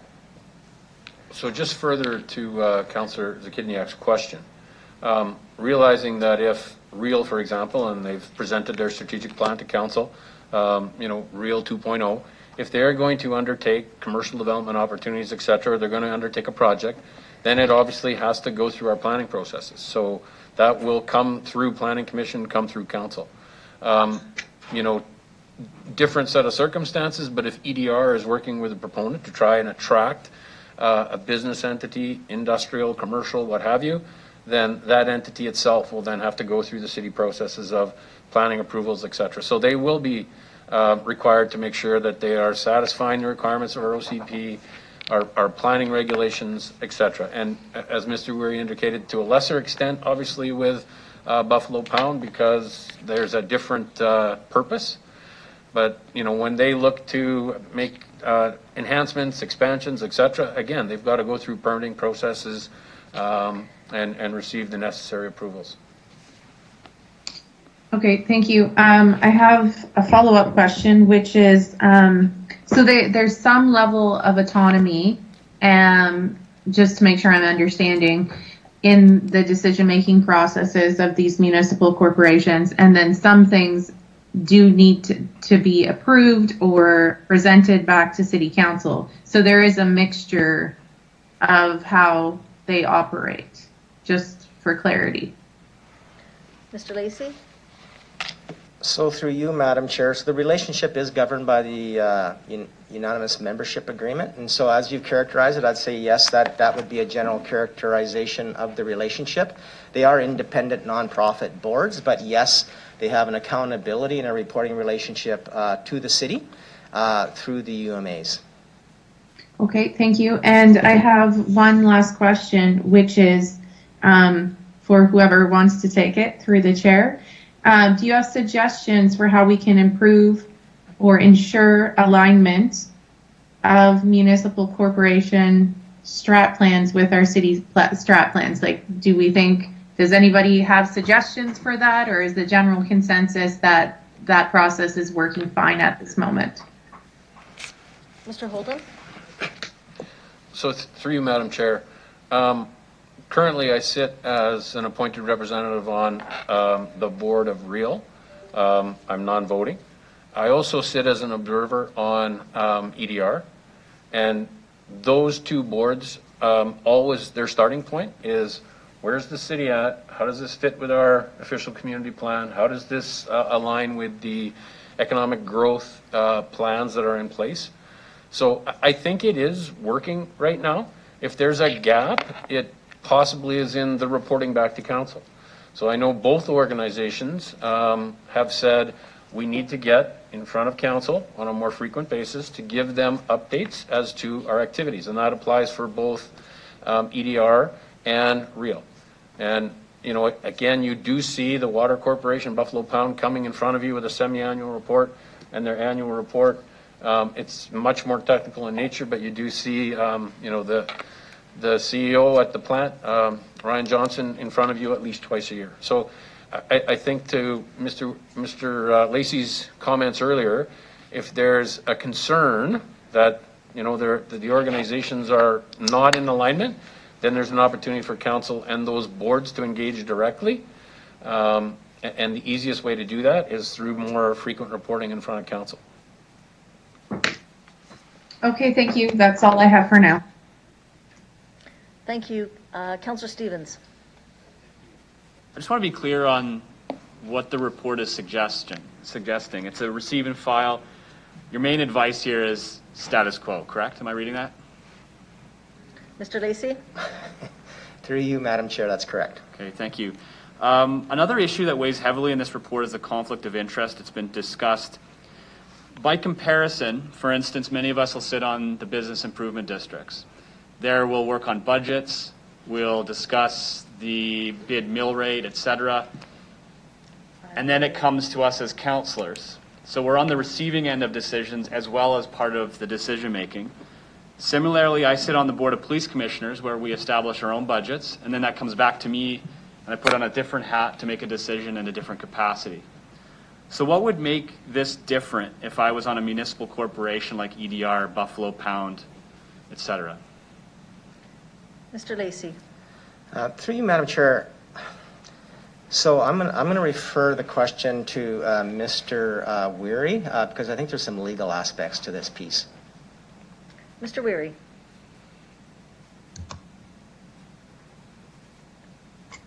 Thank you, Madam Chair.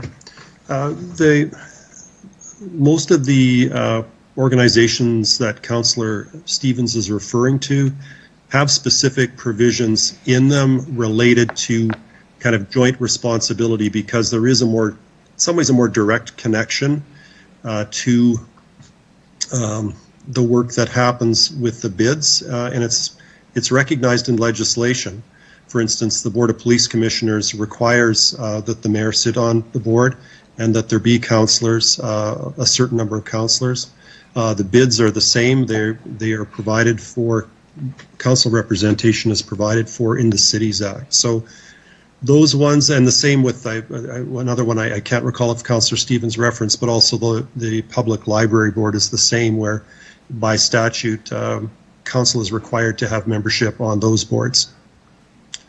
So in that case, it is statutory in nature. There are some of the same challenges in terms of the dual roles that you would play. We acknowledge in most cases there should be alignment with the duties that you would have as part of those individual organizations and the duty you'd have as a councillor. So it is a fair comparison. In the case of municipal corporations, there are no restrictions. There's no requirement that there be city representation on these controlled corporations. It's really a choice, as Mr. Lacey has said, of whether what the composition of the board is. And so you'll see, as he's described, in each of the three corporations that we have different representation. In the case of Buffalo Pound, we don't have any elected officials or city officials participating. In the other two, we do. So it is a choice. But in the case of the other point I would make is that, and it's referenced in the report, some of the duties that arise from being nonprofit corporations are legal duties that are contained in that legislation. And so the municipal corporations that are set up are nonprofit corporations, and so the boards of directors of those entities are subject to the statutory requirements of the Nonprofit Corporations Act. So sort of legal technical answer. I hope it's helpful to the committee. Perfect, thank you. Another comparator in this province, if we're thinking about publicly owned corporations, would be the Crowns. Are there any elected officials on the boards of directors at SAS Power, Energy, etc.? Mr. Lacey? Through you, Madam Chair. So I can't answer that definitively. My understanding is there's not. Going back a couple of decades, I do think you saw elected official MLA representation, minister representation on the provincial Crown Corporation boards. It's my understanding they've moved away from that, and by and large, I won't say with no exceptions, but by and large, you do not see elected officials on provincial boards. And I think the accountability mechanism is really through their reporting back through the Crown Investments Corporation and through the Crown Investments Corporation cabinet. And so I think they do have, once again, just like our UMAs, parameters in which those corporations have to come back to cabinet and the province to get approval to do certain things. Perfect, thank you. A couple of remarks, and I appreciate the responses. One of note are 3 city councillors in Moose Jaw who have been subject to legal action because of an incident involving a former employee at a municipal corporation. It would be the equivalent, I believe, of EDR. So it's worth noting that I do not want to be in a position when it comes to a labor relations matter to be subject to a class action, or sorry, to subject to litigation. So that risk management's important. Finally, this came from an accountability issue, and it was a lack of clarity and honesty that emerged from one of these municipal corporations, and it had to do with not insufficient information coming to us about a project.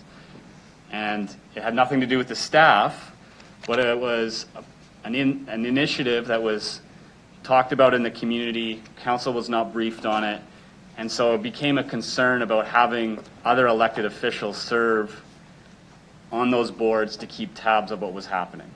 And I know I'm dancing around the specifics, but for context, it was a trust issue with a person who was appointed to EDR, and I think it led to some conflict and a lack of proper communication, and there was an issue as a result. And so this kind of comes from solving a problem that doesn't really need to be there.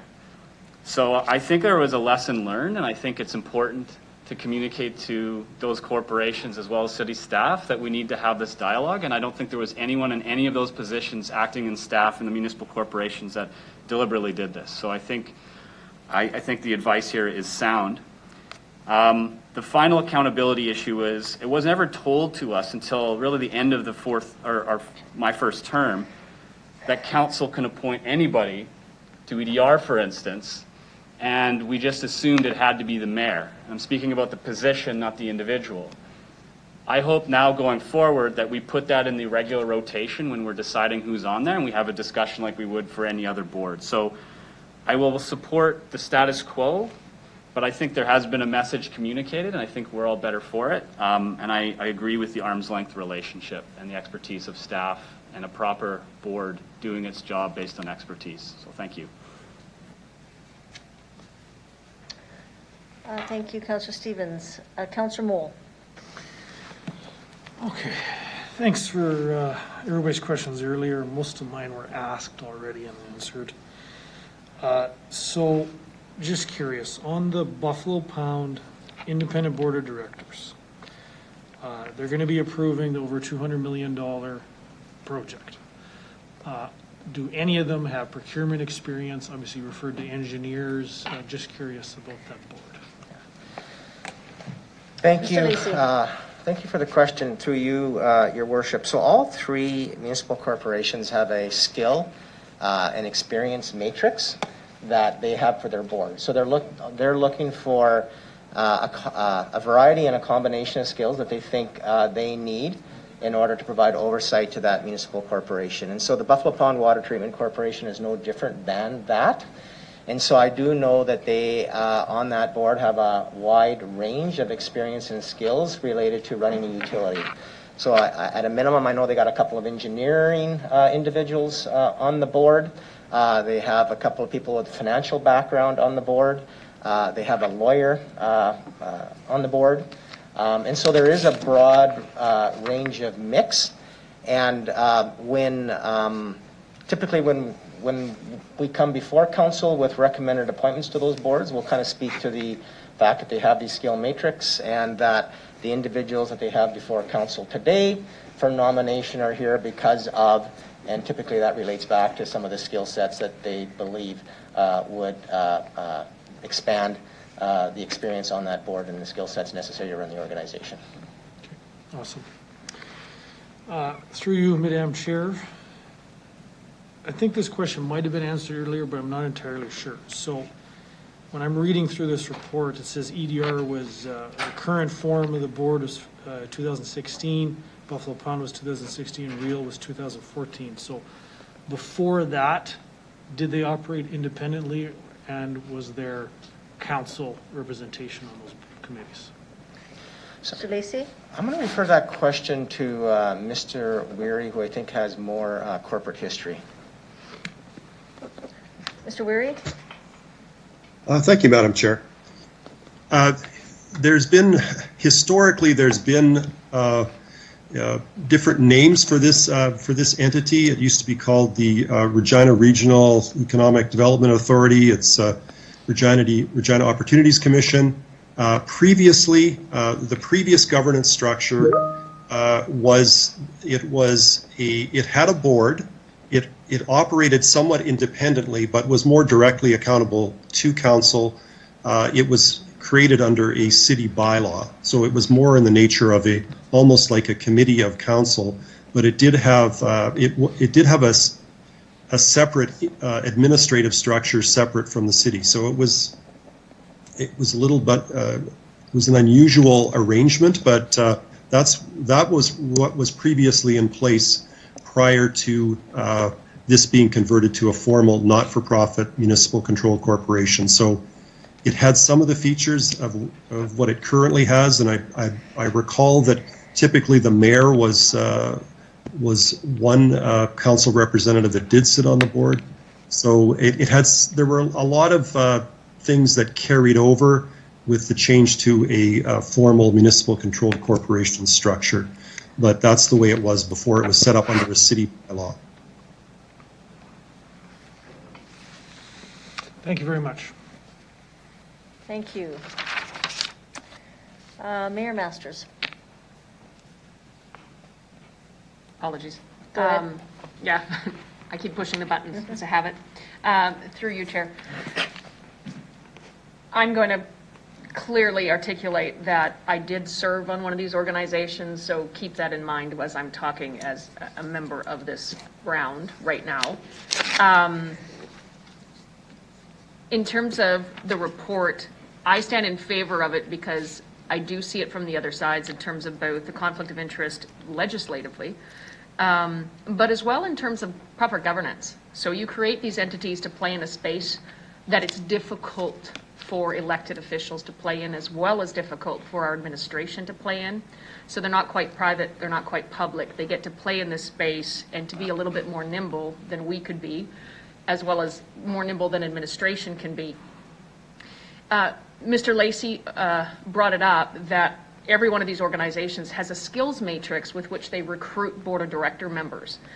And they do analysis every year to determine where their gaps are in skill sets, and that is who they try to attempt to recruit and instill within their board in an effort to actually be delivering on the mandate contained within the UMA with the City of Regina. And that is not to be taken lightly, and in fact, probably lessons to be learned at council when it comes to appointing individuals to our committees in terms of people applying with the skills that would best serve those organizations with which we make appointments. There is Mr. Weary did highlight it a little bit, there is a provision within the Not-for-Profits Act which that if you vote on an item at one of these board tables, you are not allowed to dissent from it once you walk away from it. That's in the Not-for-Profits Act itself. So if you're present at a meeting, you vote for it, you can't then come to council and vote against it.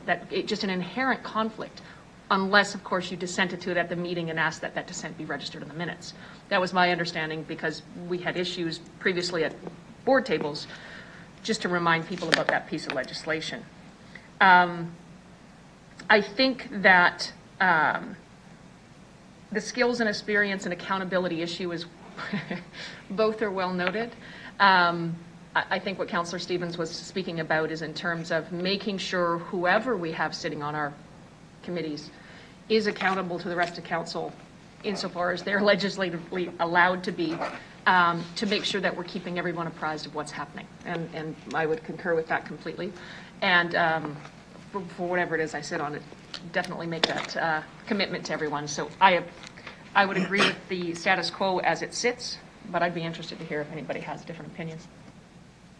Thank you, Mayor Masters. Councillor Findura.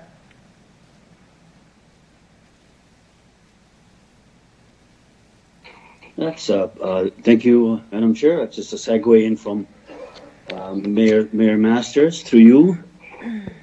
I would say that I agree with the status quo. Just reading and looking at the legal part, I don't want to be involved in that. We've got a lot more and more pressing issues to deal with, and worry about that as the EDR or the other or a non-for-profit. But I think the conversation that came about from that, I'll ask a question. I'm not sure if Councillor Stevens was going that direction or anybody is going that direction.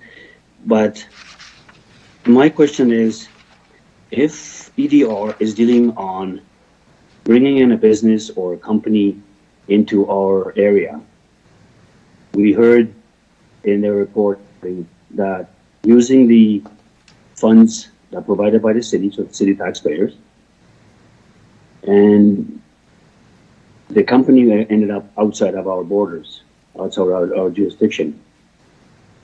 So, I mean, I don't know if I knew about it or not, but how do we know when things like this happen? So maybe this is the conversation why we want to probably sit on the board to be eyes and ears on things, so we can report back into, this is how the liaison or council works. You bring back some things and you report that you bring information to council, keep council apprised of what's going on this particular board.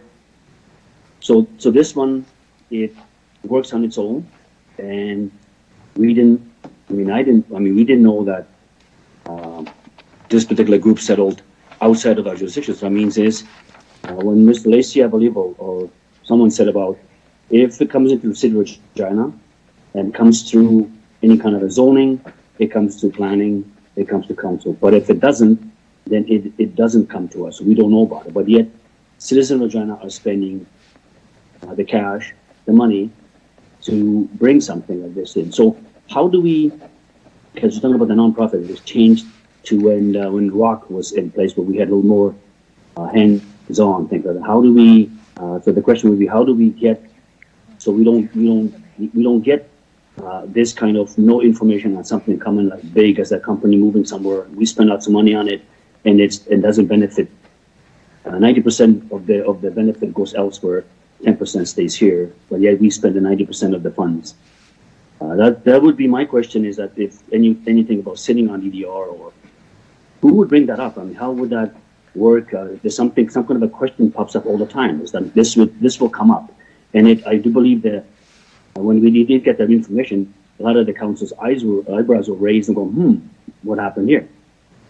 So I'm just curious if I'm going in the right direction, asking questions. If anyone else at the council would have follow-up comments or questions. So how do we get the information? Mr. Holden. Well, through you, Madam Chair, a number of facets, I think, to the question. So if you go back, previously it was called Regina and Region Development Authority, right?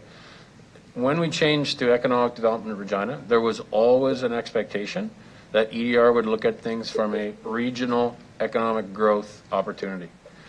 So there are times when, organizations, businesses, etc., will look to locate outside of the city limits. EDR then does some analysis in terms of what are the benefits to the city of Regina, right? If an organization is located outside of our city limits, depending on the number of employees, etc., those people buy homes in our community, they shop in our community, et cetera, et cetera. So really it is about regional. A number of times when EDR is exploring opportunities with potential investors, there is lots of privacy and there's non-disclosure agreements that are in place. So there are times when there isn't an opportunity to have a conversation until the investment is actually occurring. I think the other piece is, why do people invest outside the city limits? It's about servicing fees, intensification levies, et cetera. So those are the things that, if we want to drive different outcomes, then administratively, we need to bring some policy considerations, some incentive programs to council that will incent those individuals to locate within our city limits rather than outside. But EDR does have a responsibility to drive economic development on a regional basis. And as we look at regional collaboration, whether that's with the Moose Jaw Corridor, whether that's with White Butte, we all benefit when there's an investment made in the region. Councillor Fundura? Okay, great. Mr. Holden, thank you very much for that. I just wanted to flesh out, because I know that the conversation was there about this particular point. And that's only at one point, but I do understand your explanation. It makes total sense. So within the report, I do agree status quo. And as long as we do have controls, and we do have then the understanding of how things work. So that's my question about that area. But I'm definitely okay with the status quo. I think we need to be arm's length, as long as we know, because we have to answer to the residents that elected us. Thank you. Thank you, Councillor Fundura. I will make my own comments. I don't see any other speakers. I will say this. So first I'll ask my questions. So in regards to the risk that we talk about, and Councillor Stevens mentioned the risk and what happened in Moose Jaw, those councillors seem to keep something to themselves. Just explain it so we're not just threatened and scared by that one. Just to be clear, what happened in that incident? Yes, Mr. Lacey. No, thank you. I'll refer that question to Mr. Weary. Thank you, Mr. Weary. Good one. Yeah. Mr. Weary, go ahead. Thank you, Madam Chair. It's been a while since I've reviewed that. That particular matter was, I believe, referred to the Integrity Commissioner, and there was a report that was produced in relation to the Moose Jaw case. My understanding is that there were councillors that were sitting on the board and of the municipal corporation, which I believe is their hockey arena. And so there was an Integrity Commissioner. I believe there was, I don't have the specifics of it, but I think what we can take from it is that when councillors are sitting on boards of these organizations, they have distinct legal obligations that are separate from their role as a councillor. So one of the distinct features here is that, I think Councillor Stevens referenced it, is that you don't have the protection of being a councillor when you sit on those boards. You potentially have personal liability if something should go wrong. So that's one of the reasons why we really recommend against councillors taking that on. And so that, I think, is the lesson that was learned from that. I don't want to go into the specifics of that. I believe there's still active, I don't know all of the background on it, and also I believe there's still active litigation on it as well. So, but I think the lesson that can be taken from there is that you had a municipal controlled corporation, in some respects similar to what we currently have set up here.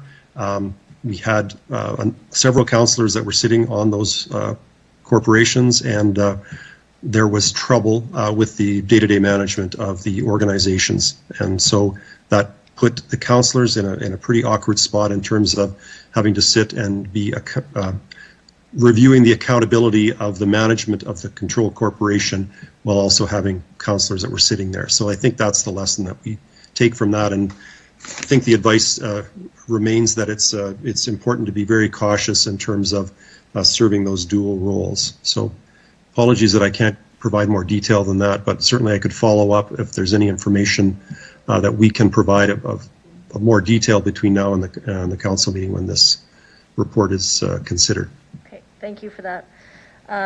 Yeah, I would appreciate it. I think there was some I would like clarity just in regards to there was, the counselors, I understood, withheld some information that could have been shared. And so that put them, like you indicated, in the awkward position, but I think it was more than that, and I would like clarity. So I guess the reason I asked then, why do we have then someone sitting on EDR if your recommendation right now is saying no? And I mean, is it fair that we even have the city manager sitting on there if there's a risk at that? Why do we have the mayor sitting on EDR or a position there again at all? I think my point is that I believe it's good governance in the fact that we have an integrity commissioner, and we have to, we can reach out at any time if there is. But, you know, I researched and I saw Saskatoon, for their economic development, the SREDA, they have three. They have the mayor and they have two councillors that sit on their non-voting, as well as their board, the SaskTel Center. They also have a councillor sitting on there, maybe two, I'm not sure.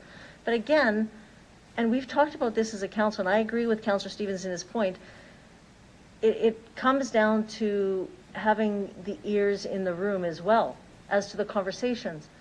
And those ears, though, if you have one, and this is where I'm going, just having one, sometimes people hear different things.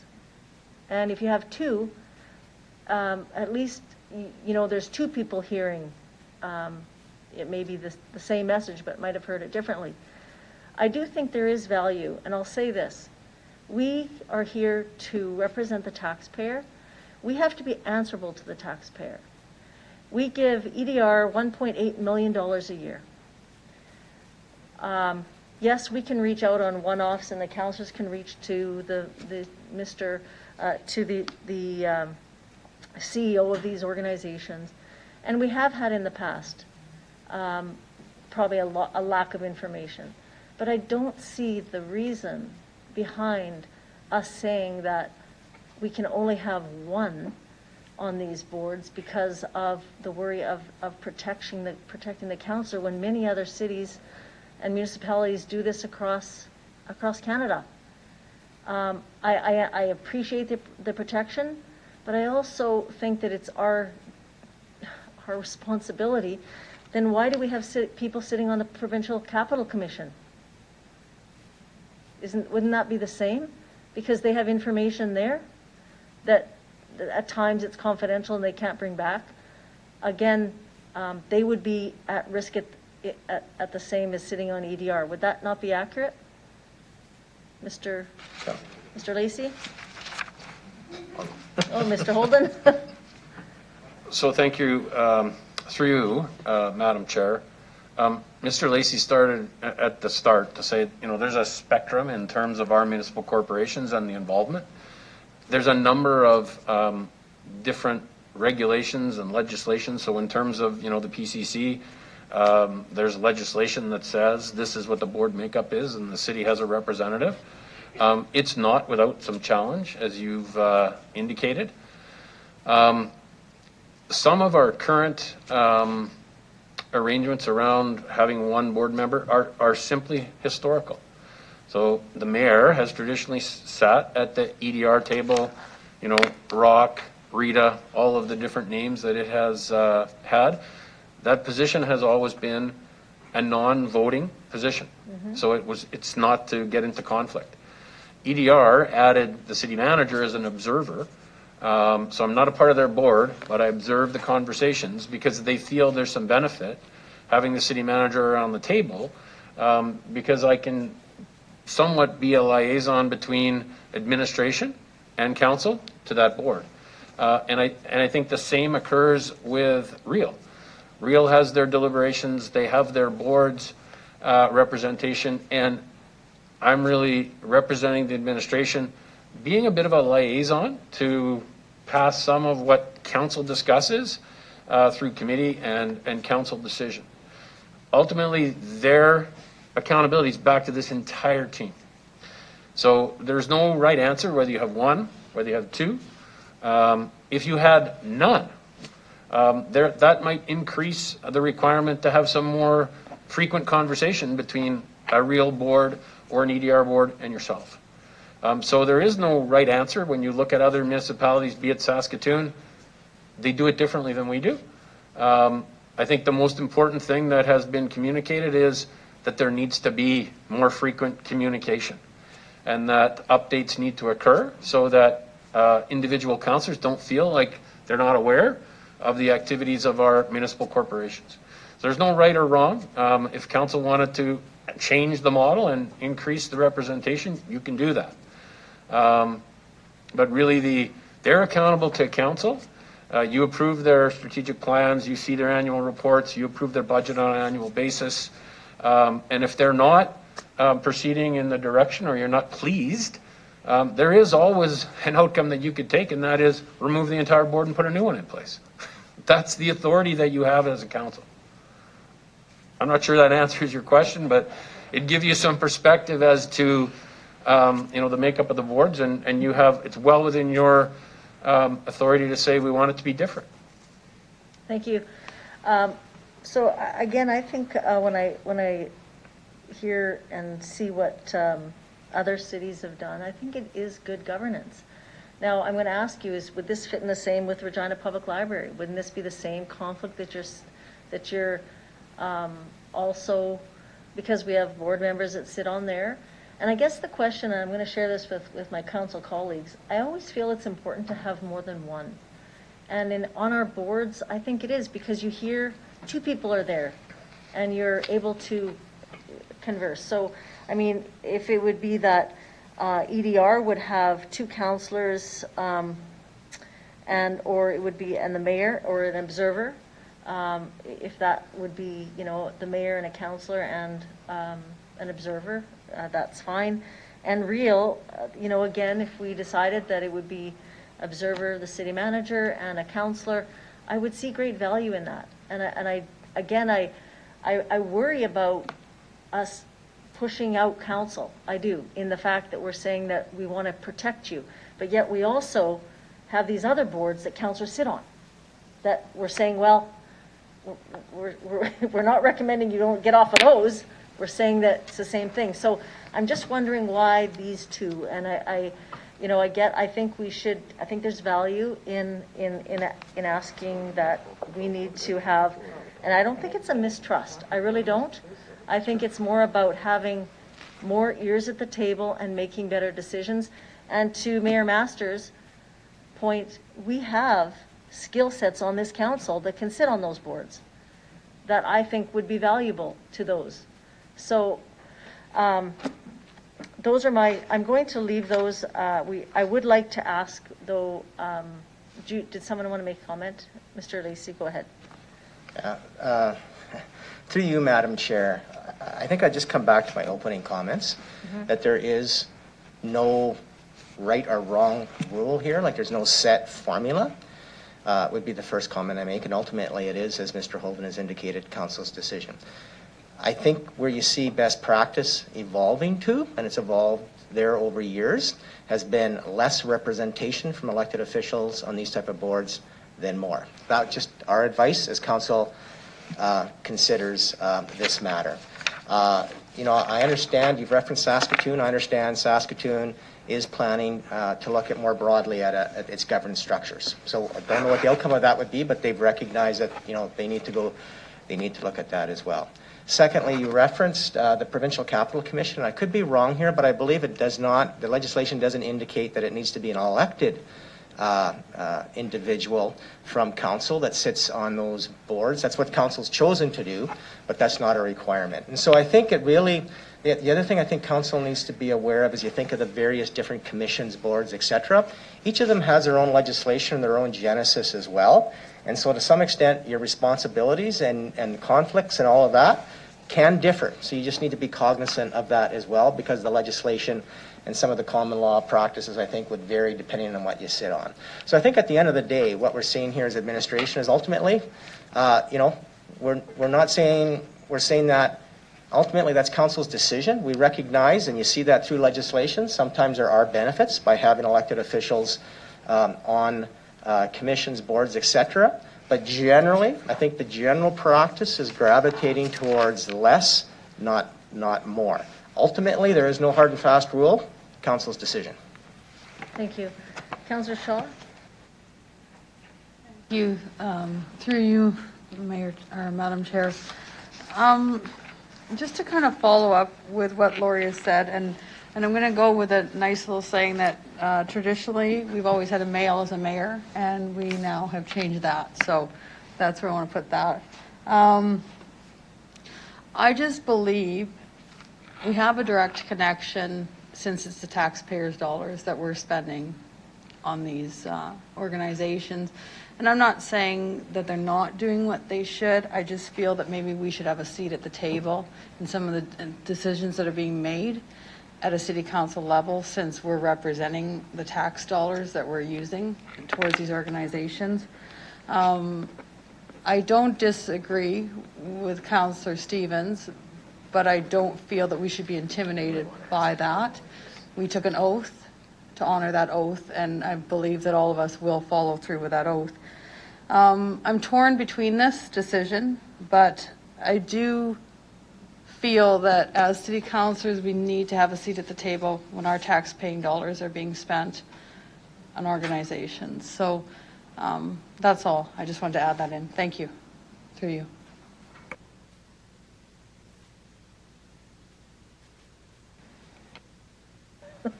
Mayor Masters.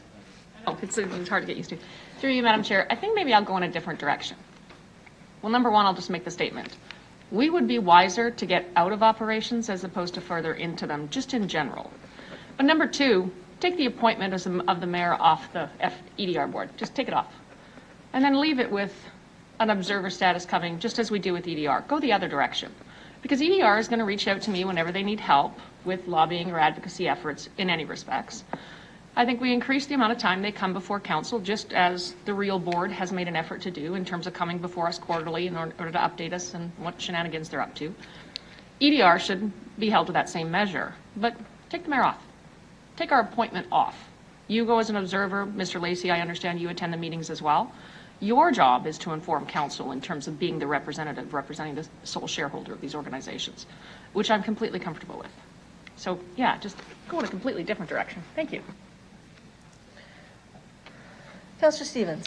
Yes, thank you. So just to move this from a discussion to an action item, and I don't want to speak for you, so I won't put this forward, but my recommendation to either Councillor Shaw, Bresciani, or the mayor is amend the motion to have this come to council. Same receive and file recommendation, but it would give you that pause to think about it. You can share your intentions with council in the meantime, or it can just die there. Right? So a recommendation is, let's give us some more time. You can think about it, and then perhaps you'll put a motion forward to amend this. Or alternatively, right now, since there is some clear direction, different ways, amend this report to say that we'll put a councillor as well as the mayor on EDR or whatever. So I don't want to speak for you. You obviously want something to happen. You can yield your seat, and you can put that forward. Just a thought. Thank you, Councillor Stevens. We do have a mandatory stop at 11:15. Are we okay, this is the last item on the agenda, are we okay to just continue this and then we'll move to private resolution? I'm seeing none. Anyone opposed? Thank you for that. Okay, I guess my thought, what I'd like to do is I would like to ask administration, and I think when we talk about the board, and I mean, Mayor Masters is saying going the opposite way, and I'm saying increase the amount of members. I'm going to just ask for a little more information. We heard from Mr. Weary. I would like to kind of just that thing in Moose Jaw, that prepared. And as well, I would like to know other municipalities, Saskatoon, and just other areas of what their board governance, and Mr. Lacey did indicate that they're moving towards less. I would like to know that as well. And that, no, to you, Mr. Lacey? Through you, Madam Chair, I just want to correct, make sure what I said was clear. My understanding is they're going to be reviewing their governance structures. No decisions have been made. Okay, we're looking at the governance structure, yeah, okay.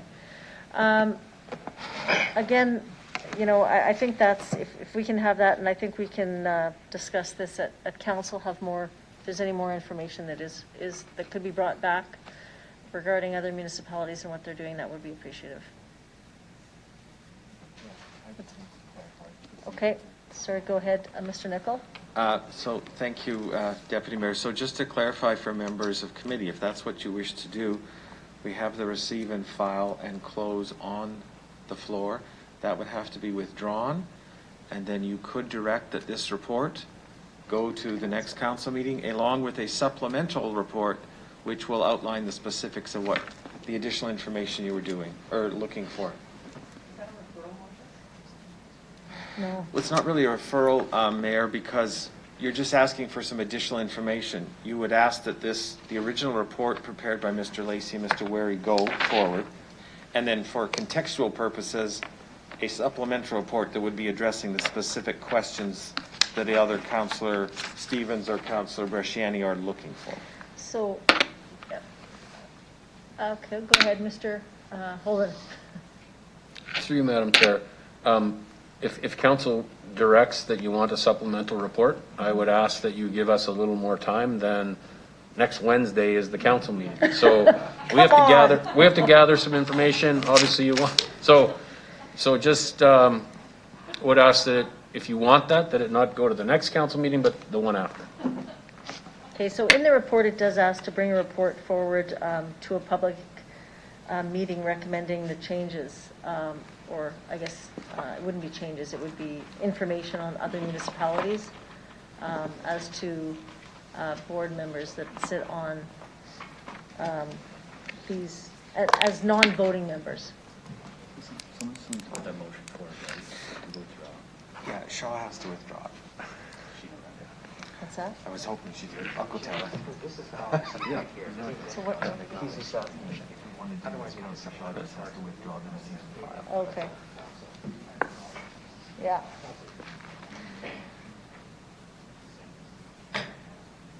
Do we want to do that? So Councillor Shaw, are you okay to rescind this as receive and file? Thank you. Okay, you've withdrawn it. Anybody can make a motion. Now, So, Councillor, okay, you can make the motion now. so Councillor Stevens, do you want to make the motion or do you want me to? You want me to? I'll make the motion. So the receive and file has been rescinded. Then I would move that this report return to a future council meeting, along with a supplemental report that includes the shopping list of items. One is, I believe, information related to Moose Jaw. Just other municipalities. Other municipalities? As to the government, yeah, they got it. Anything else? Oh, that's it, as to the voting structure. Okay. Okay, then you just ask, are there any questions, Yeah. any comments on Any the other, amendment? any questions or comments on the amendment? Seeing none, And call the question. call the question. Okay, I'll begin with Councillor Stevens, please. Councillor Stadnichuk. Madam Chair, could we get a readout on what the motion is on the floor right now? Sure. I can do Thank you. Mr. Nichol? Thank you, Madam Chair. We don't have it written down yet formally, Councillor Hawkins, but this will be basically what it will be subject to my editing. That this report return to a future meeting of council, looks like it would be February 24th, along with a supplemental report respecting how other municipalities structure their governance of municipal corporations. Thank you very much, that's clear. Thank you, Councillor Hawkins. Yes, Mr. Holden? So through you, Madam Chair, a future city council meeting, let's not commit to the 24th. It gives us, we'll bring it back as soon as we can, but we need time to make sure that we do the research and get the information in front of you so you can make an informed decision. Thank you, and I just, in that motion, that means that you will be, obviously, Saskatoon, you'll be discussing, and even in the future. Okay, thank you. I will continue with Councillor Stadnichuk, please. In favor. Councillor Hawkins. In favor. Councillor Findura.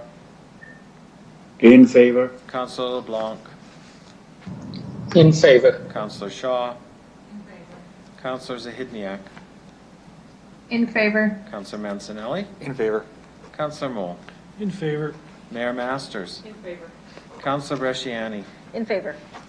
It's carried 11-0, Deputy Mayor. Thank you very much. Can I have someone move a resolution for private session? Councillor Stevens, thank you. Anyone opposed? Seeing none, we will move. Can I have a motion to recess for 15 minutes? And that would be, we'll be back. Thank you, Councillor Shaw. And we will be back by 20 to 12. Thank you very much.